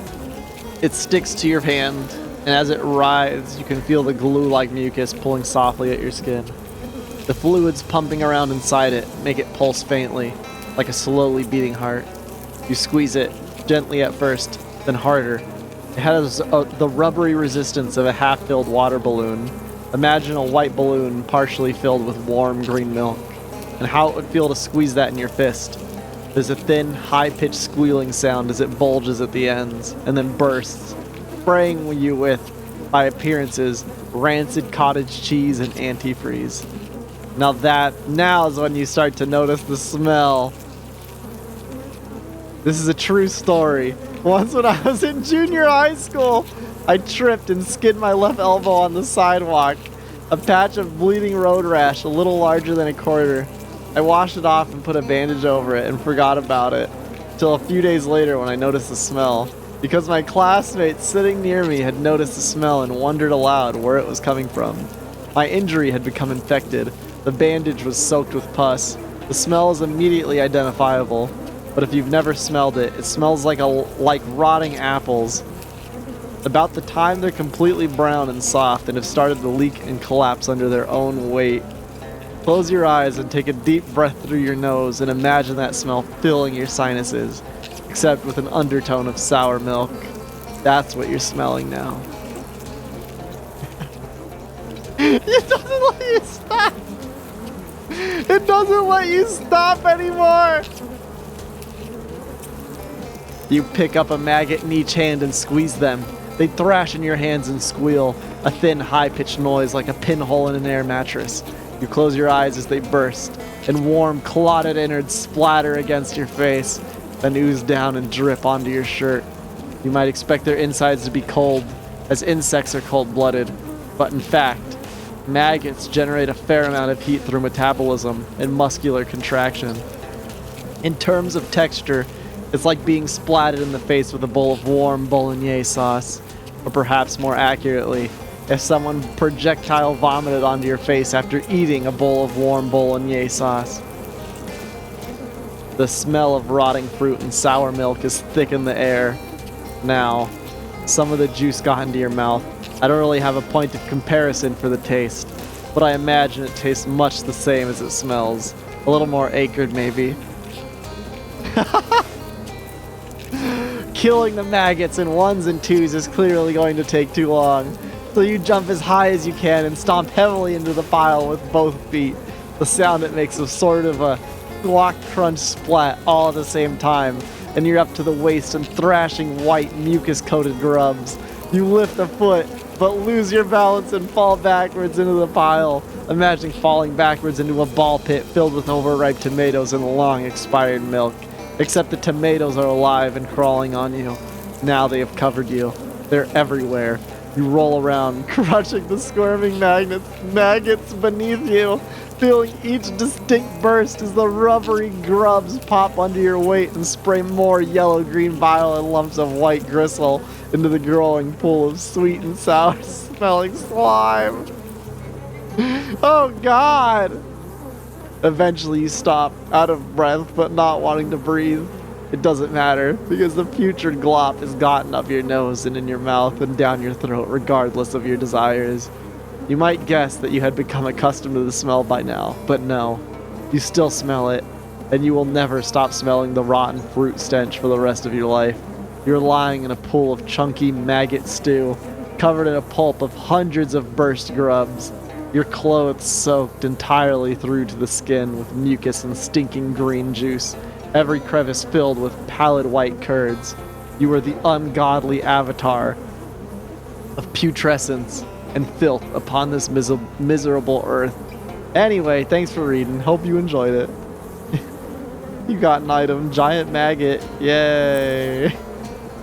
Oh wait, this hat's actually pretty damn good.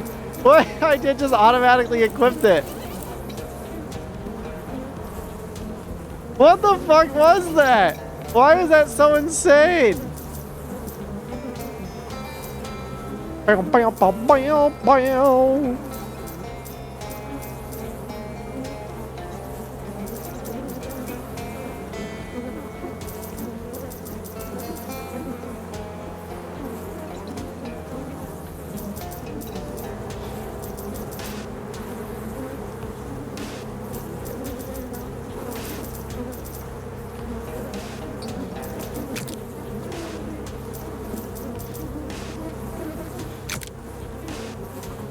You add the band, making your hat a lot damper.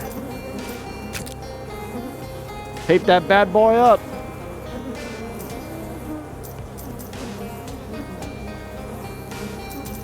I think that's all the stuff I had for putting on my hat. Because I do want to rock this hat, because this hat is really good. Oh my god, it's moving. It's back way out of the cave. Oh, my little salty boy. It's all sleeping in my hands. It's so cute. Hi, how's it? Oh my god, don't come any closer. What are you covered in? Oh, this? Maggot guts. Well, thank you for clearing out the tunnel. Please leave this enclosed space and get some fresh air. Don't worry, I'll be fine. I was saying it more for my benefit. Good luck with your escape plan. Everything all right? I'm really thirsty for some reason. Which is weird because water is practically the only thing we get to eat around here. Is it clean at least? Calling it that would be a real stretch, but it's alright once your immune system gets acclimated. I grew this mustache to help filter it. This guy's face has an uncomfortable but hopeful look on his face. Everything alright? My tongue hurts and I've got kind of gross taste in my mouth. Oh, I've mainly been eating shoe leather though, so that isn't really new. Well, it might be new in a way. What? Nothing. Everything okay? Oh, I don't like to complain, but I'm so tired. When I took this job as an office assistant, I never imagined I'd be in charge of all the cleaning and maintenance around the camp as well. And there's so much, and I'm only one person. Jeez, that's rough. Now I'm having these weird dreams about frogs. Honestly, it makes me regret giving up lauding them. Well, hopefully Roger's plan will work out. Check him out. You probably shouldn't go in there. Okay. I gotta wait for him to go bye-bye.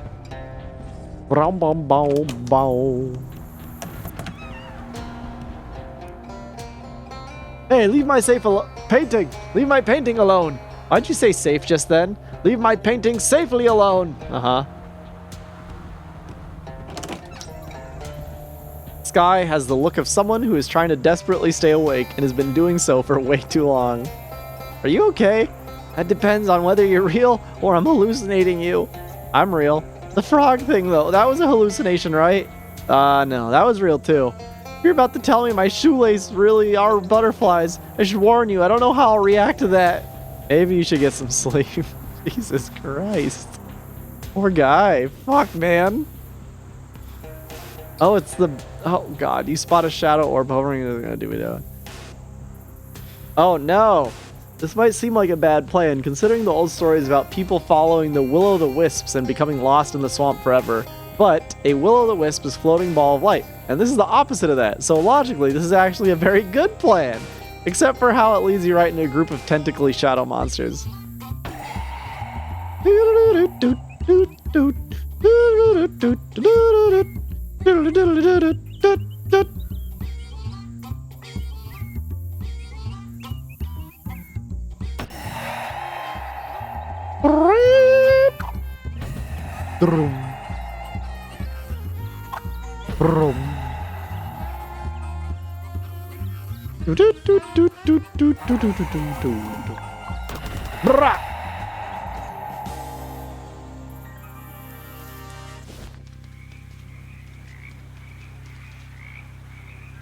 Ribbit, ribbit, ribbit, ribbit. Okay, I fixed it. I think all you frogs are just frogs now, right? Right? Right? Now here's a sad sight. Old house abandoned long ago in the swamp, half sunk in the wet muck that passes in these parts for roads. Might have been a nice family lived in that house one time.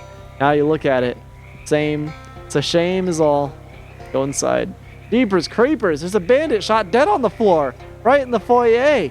Must have come here looking for treasure from the look of it. He wasn't the only one. Oh, the stink of death hangs heavy in this place, all right. Explore. Holy gosh! Sitting room is littered with bodies. 3 more bandits, and the entire defensive line of the Ocean City football team. Obvious what happened. Bandits and football players got sold the same line on a buried treasure by some shifty rumor monger. Both groups came here searching for their fortune, ran into each other, and everyone got shot to pieces. Wherever the double dealer who sold them the tip is now, he'd better be smiling. Oh, he's here in the kitchen, also shot. By a bandit, and a linebacker, looks like. But he got him too. Poor pathetic souls. Now the bedroom, the finish line. And here's who made it. Quarterback and the wide receiver. You'd figure they'd been on the same side, but they shot each other in the back simultaneously. There's nothing in here but a single jewelry box on a nightstand. Ain't that funny? All that death for a couple trinkets. Nothing rots a person like greed. Yoink! Weep openly and continue where you are going. Yoink! Bacon stone pendant, bottle cap ring. Amethyst armband, grindstone ring. Lost 9 to maximum HP.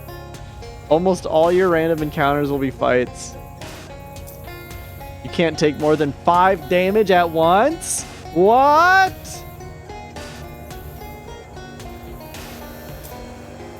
Wait a minute, that seems broken, right? How is that fair? What the fuck? No, no, no, no. There's no way. That's insane. That's like insanely broken. Ring, ding, ding. Oh, hi again. Oh, jeez. What's wrong? Forget that you're covered in maggot guts because you're still covered in maggot guts. Nobody else has mentioned it. They're probably all too polite.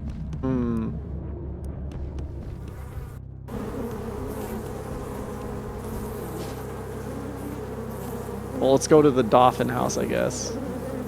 Or maybe I'm probably supposed to just come back here the next day. Bung, bung, bung, bung, bung, bung, bung. I was gonna see if maybe I could go in, like, the bath. and wash myself, but no. So the only thing I really have left here is this, I think. Or maybe I have the sump at Leathers Brothers.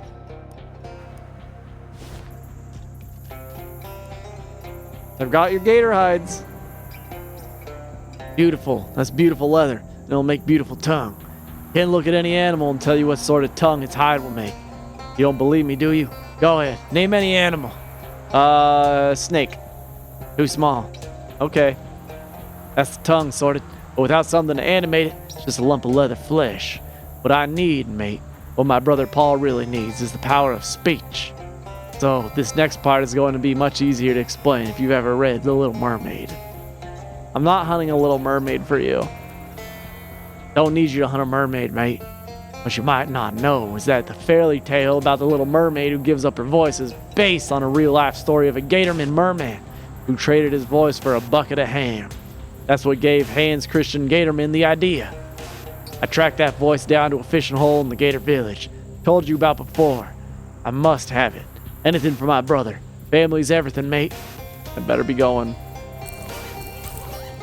You know, that reminds me I have something to make a little homie.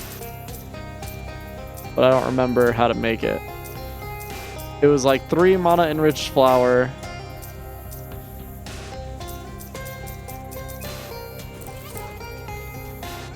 I remember I needed some like cream or something. Here it is. Sandwich cream.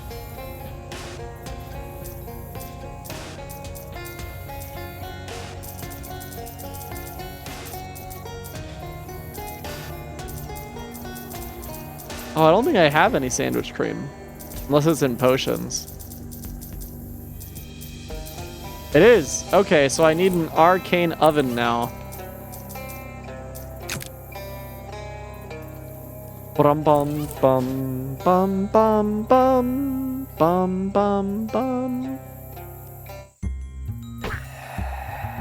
Da da da da da da da da da da da da.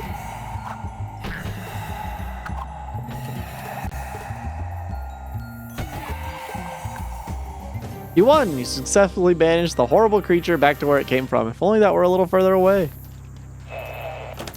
Is this the kitchen? I'm trying to remember where the kitchen is. No arcane oven here. Alright. Gatorman Village. Bing, bing, bing, bing.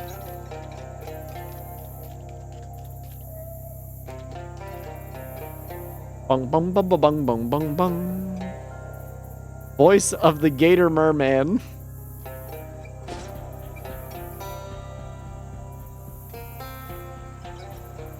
Oh look, there's a big shiny treasure chest on that tussock over there. What's a tussock? Like a big clump of grass on a small hill. That's really not the important part though. How about the treasure chest? Are you sure that's what a tussock is? I thought that was a cassock. What? No, that's the thing the priest wears, like a close-fitting robe. I think you're thinking of a Cossack. This is a cassock. It's not a Cossack. That's a 17th century Eastern European cavalry soldier. I think you mean cavalry. Alright, that's it. I'm done. Forget the chest. There's no chest anymore. Just get on to the next thing. Sheesh, touchy. I'm not the one who doesn't know what words mean. What?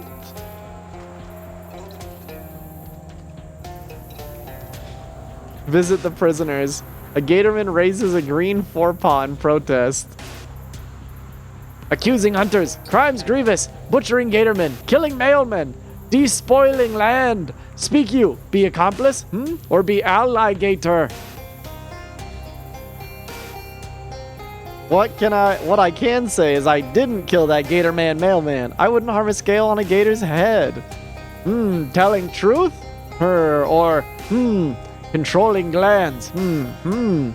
What will you do with those men? Mailmen dead. Suspect hunters. Have trial. Find guilty. Consume them. Could you let them go, maybe? Unaccepting. Due justice. Liquefy them. You're going to eat them? Drink them. Do a prison break. Inspector Legrand. and tends to absolutely scream, increasing all of his stats by 3 and decreasing your stats by the same amount. Beep, beep, beep, beep, beep. Yeah, let's just do a triple jazz hands.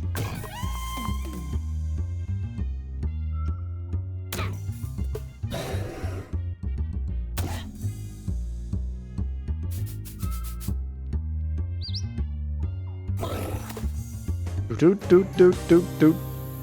Let's see if the great detective can solve that murder. Got an item, gator cage key. Magnifying glass. I mean, he definitely knows who killed him. I think I want the castanet ring still, for now.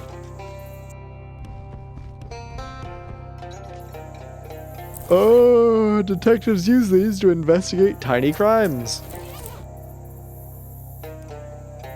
What happened here? Tear the cage open? Hold on, I want to do that. Give Paul the voice of the Gator Man.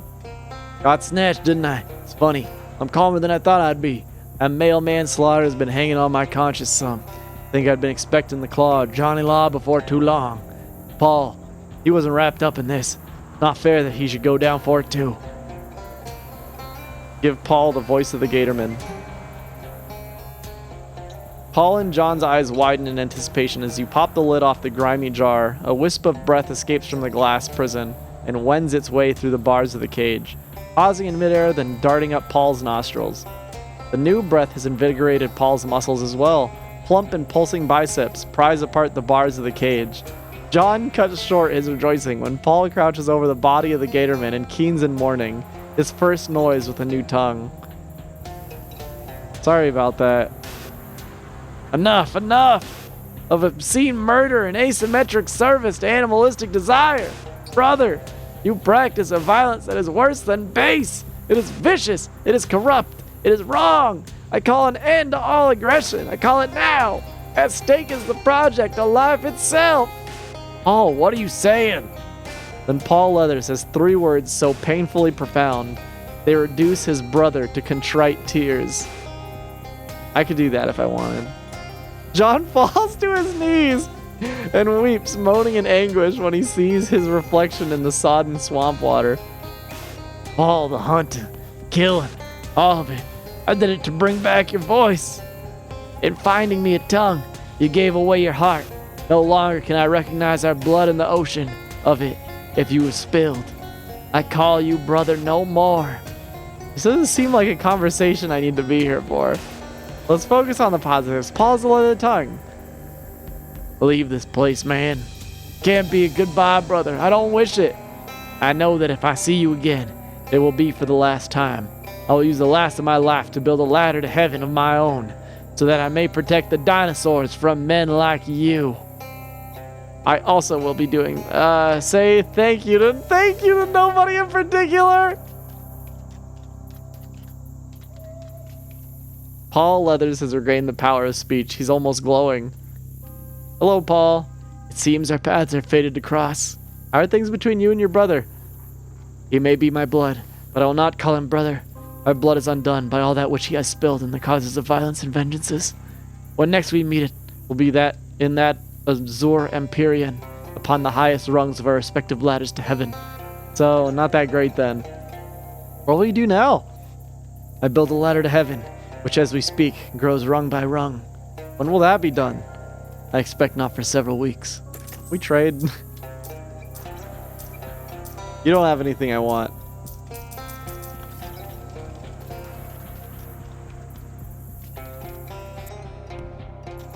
Oh wow, and the brother's gone.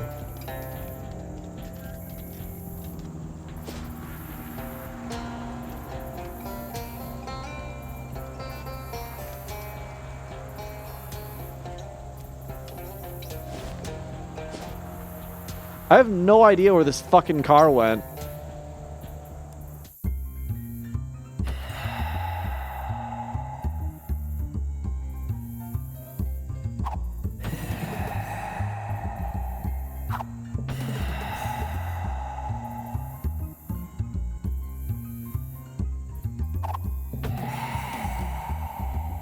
Dong, dong, dong, dong, dong, dong, dong. Doot, doot, doot, doot, doot. Oh, that's right. It can only take 3 damage, so that was a bit of a oopsie there.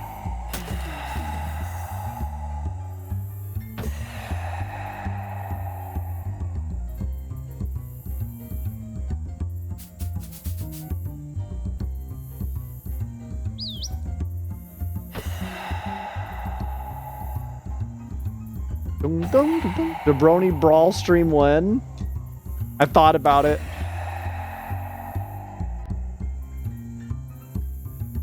I did think about it the other day.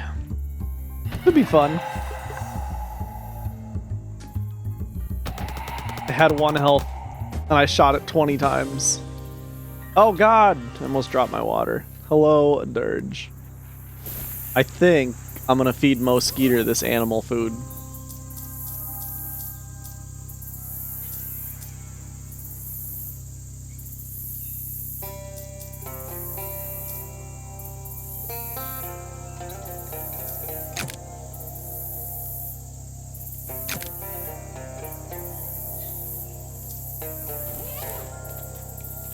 Because, yeah, the truck's not here anymore. Maybe the truck will go back home in, like, another day. You find an interesting looking rock, half buried in the muck. You yank the rock out of the swamp and reveal that it wasn't particularly interesting after all. Great, thanks.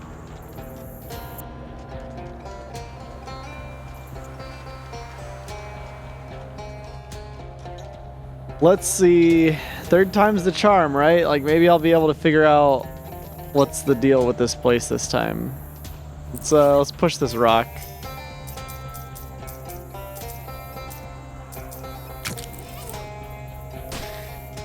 What the fuck? No!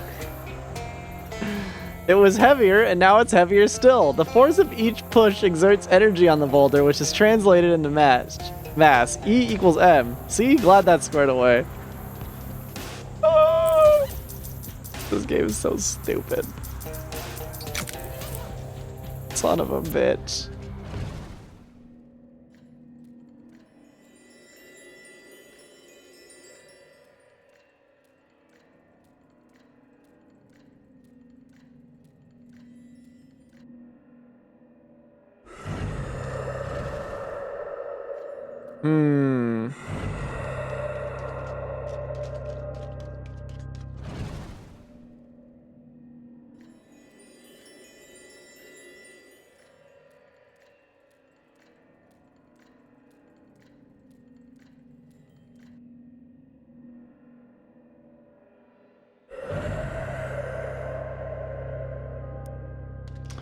I'm so confused.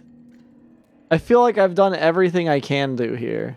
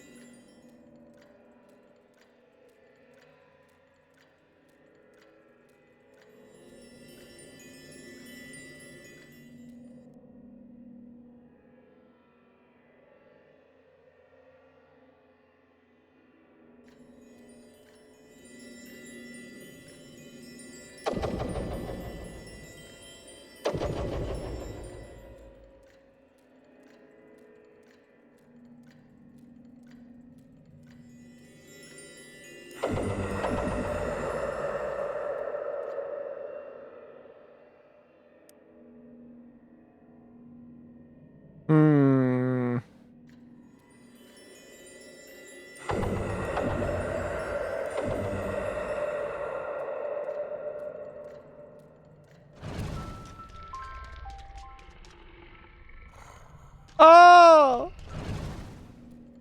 Oh, well, maybe like I do need the rock to be there.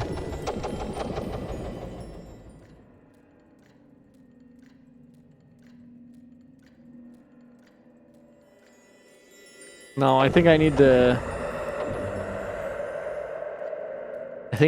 have him give me the slip here. Because he hasn't respawned here. So when it says he's given me the slip, that must mean it resets it. Yeah.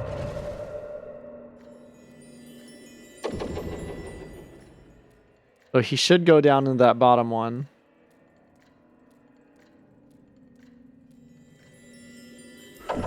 Now I can send him into that bottom one. Yes, because the rock is blocked, so he can't get out now. Something has changed in the devil's demeanor. The antic hopping has ceased, replaced with perhaps a sobriety, a maturity. You, I spent so long thinking what I would do to you, who trapped me in this cage, and as my hungry mind turned over thoughts of disembowelment and exsanguination, I was drawn more and more to the walls of my prison. Why, there is such life here. Consider the growth of the intrepid peat moss, the burble of the cheeky bog water. Your world is quite simply beautiful. You haven't been here for that long. Our species experience time very differently. What passes a minute for you is for me much longer, close to a minute and 2 seconds. Oh, wow. I never knew there could be beauty such as this. Had I known, my goodness, had I known, I would have lived much differently. I would have truly lived. Thus I renounce mischief in all its forms. I dedicate my life to the care and cultivation of your glorious flora. I will become a, how do you say it, gardenhar. Yes, that's how we say it. I will become a gardenhar. Okay, so will you release that man? Mr. Jeffers, yes, I think the particular show has gone on long enough. Allow me to bring down the curtain and send him home. He burps. It's long and very loud, and he looks at you apologetically while he does it. After 3 minutes, or for him, 3 minutes and 6 seconds, of sustained noise and eye contact, it's over, and the gateway to his dimension has vanished. It is done. Now help me move this boulder out of the way, that we might both be free. Yes, let's... Oh, okay. Drained of all its metaphysical energy, this is now just a lousy obelisk. Can I move the rock again? I can!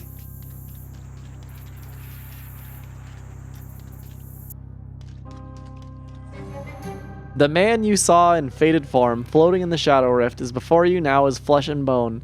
You freed him. His fierce black eyes fix you with a wild glare. You, what time is it?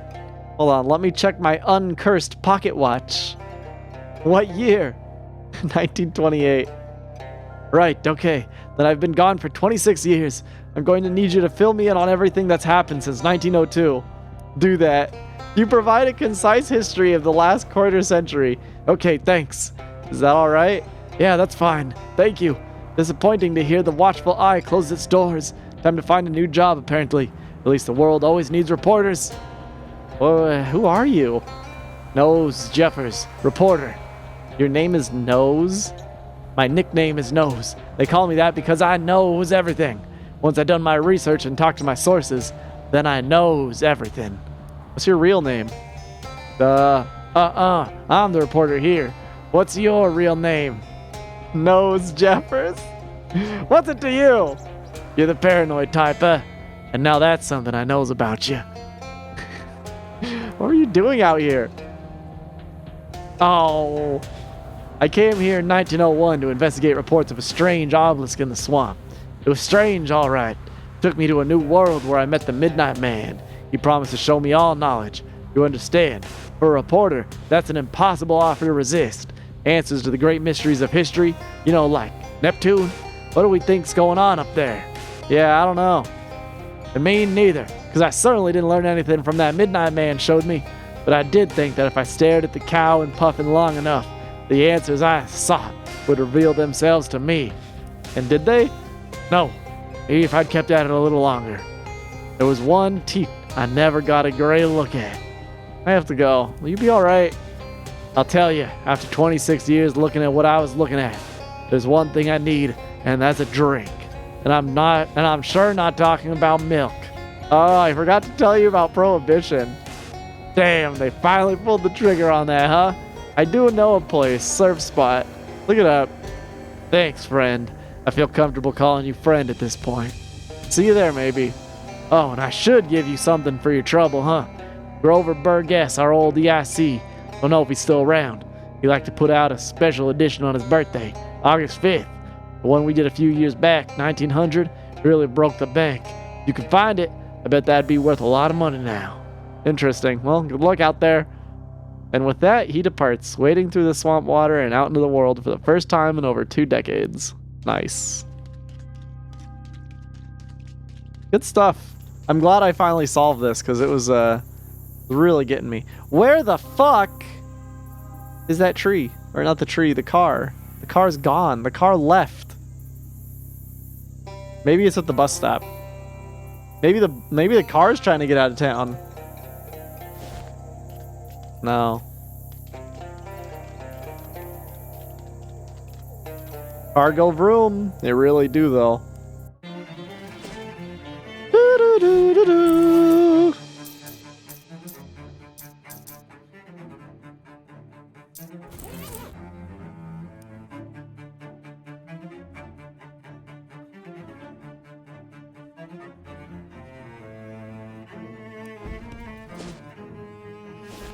I still don't know where to find cheese. Oh, wait, I could get... No, I can't get all my stats to 9. Actually, I totally can.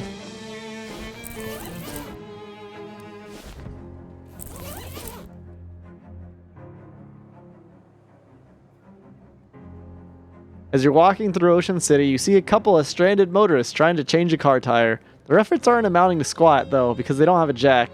Lift the car for them. You hold the car up long enough for them to change the tire. Modern cars don't actually weigh all that much.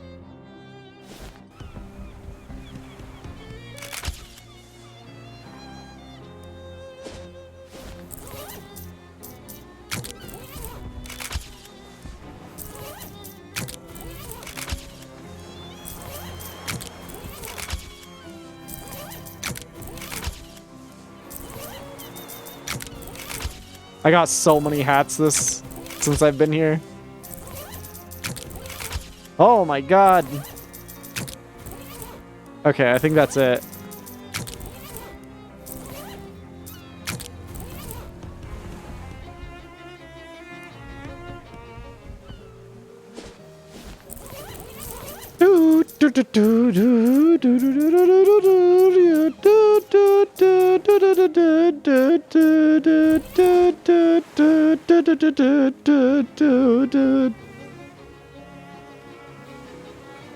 The 4 Glocklins are playing their Glockenspiels. Oh yeah, let's join them. Oh, that's right. I forgot that the Glockenspielers don't like me.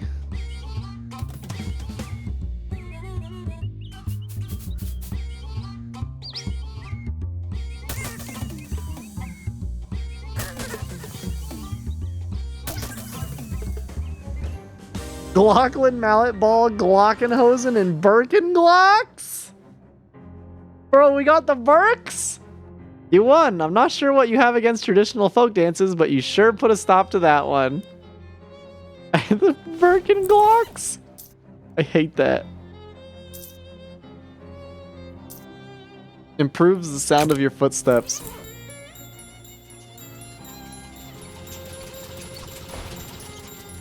Ding dong, ding dong, ding dong. I think I hate these Gherkin stocks.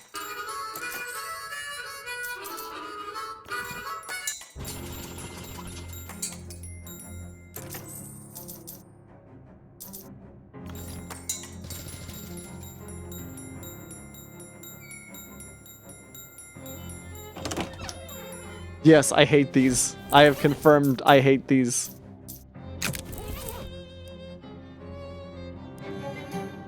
You found something interesting. Died. Largest mouth loot. Bish fat. Bass fish. Large. Huh. Some eulogy.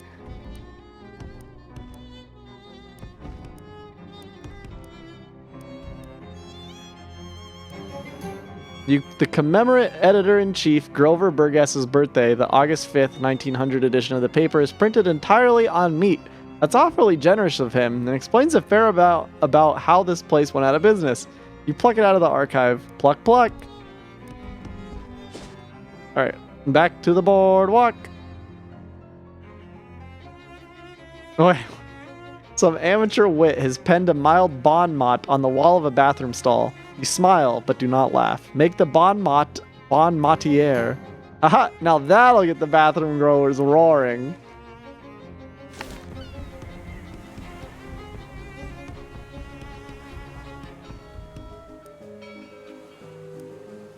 can definitely get all my stats to 9 here. I just need to... I'm just gonna need to switch out my pants.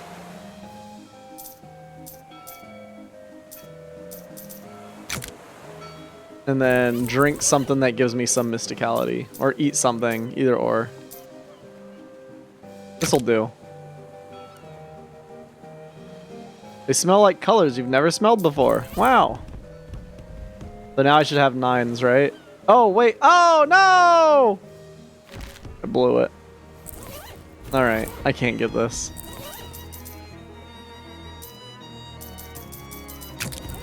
That potion was raising all my stats by 1, I think.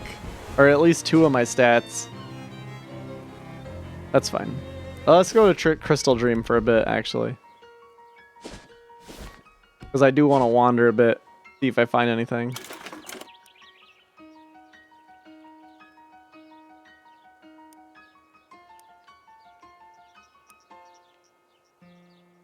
Dun, dun, dun. Na, na, na, na. You see your past self in the distance, heading up the road towards you. It must be time to give her the Mobius ring. Jeez, it's a good ring though. Seems a shame to have to give it up, but easy come, easy go. You look for it in your bag, but can't find it. Then you notice that you're wearing it on your offhand. You try to take it off. Boy, that try is real ominous, huh?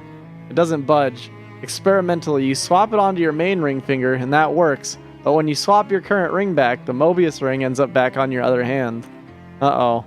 Is this thing cursed? The other you said you shouldn't use it, and you'd find out why if you did. Being unable to give up a good ring doesn't seem like much of a curse, though. Wait, how did she give you the ring? You must have figured out a way to break the curse. Something about someone named Chester at Delphine Farm? There aren't any farms around here, though. Must be something you'll find out about later. In the meantime, you'd better make yourself scarce before this other you sees you. Son of a bitch! There's no Delphine Farm here. Fuck! Oh, I got this shitty ring on my finger.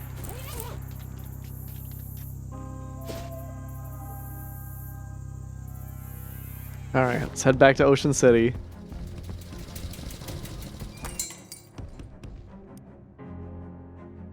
We got attacked by some kind of weird shadow monster. Like a sort of crazy abstract nightmare thing? Yeah, you seen him? Nope, never. Murray did, though. He described them to me once. Did he have some kind of ultra-scientific name for them? Yeah, weird shadow monsters. Is there anything I can do about them? Well, here, take this ring. Murray gave it to me and said I could use it to banish them if I ever got attacked by one, but I never have, so you might as well take it.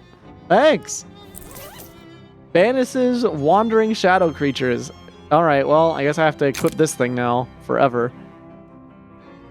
Probably turn your finger green, but it also banishes shadow monsters, so it's probably worth it. Maybe they're allergic to zinc. Thanks again for the rescue, Dapper Swerve. I'd have been corned beef hash with a side of eggs if you hadn't showed up. Ah, it was nothing, Charles. I basically just followed your wrenches. Here's your wrenches back, by the way. Nice. Knew these babies would come in handy for something. Don't you use them for, like, wrenching? Well, the 7/8, yeah. The 255, 256, not so much. Gotcha. Anything I can help you with? No. Thanks though, Charles. What are my resistances? I got a lot of pretty good resistances right now. Let's see if I can get any of that else up. 3 hot armor on this. Let's put on this. Yeah, let's see. The King's Toilet Response. The Frozen Queen Gambit. Uh-oh. The Fianchetto's Rook. Incinerator Rook. The Haunted King Maneuver. The Old Greasy Knight Trick. The Incinerator Knight. The King's Lingerie Riposte. The Burning Bishop Technique. Bet you didn't see that coming. Beginner's luck. Checkmate. Nicely done. Leave the table. And that's how you do it. I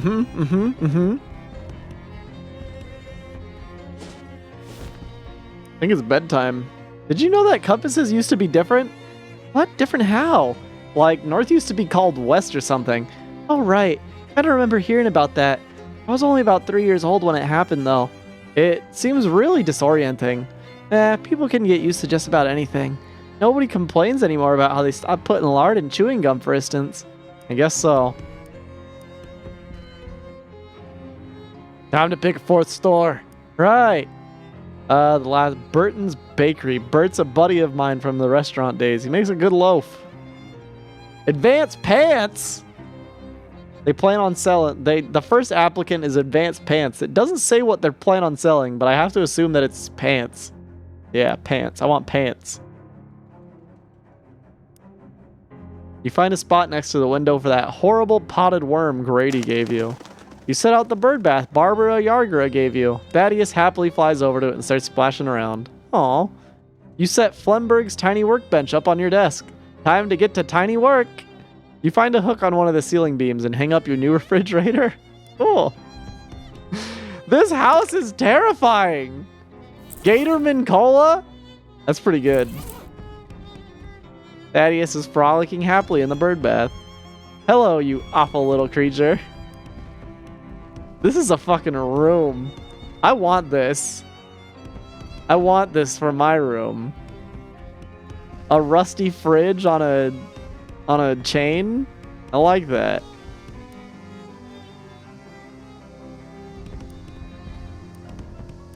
Oh, there we go. There was the 10th tickle. I knew there would be an achievement called 10 tickles.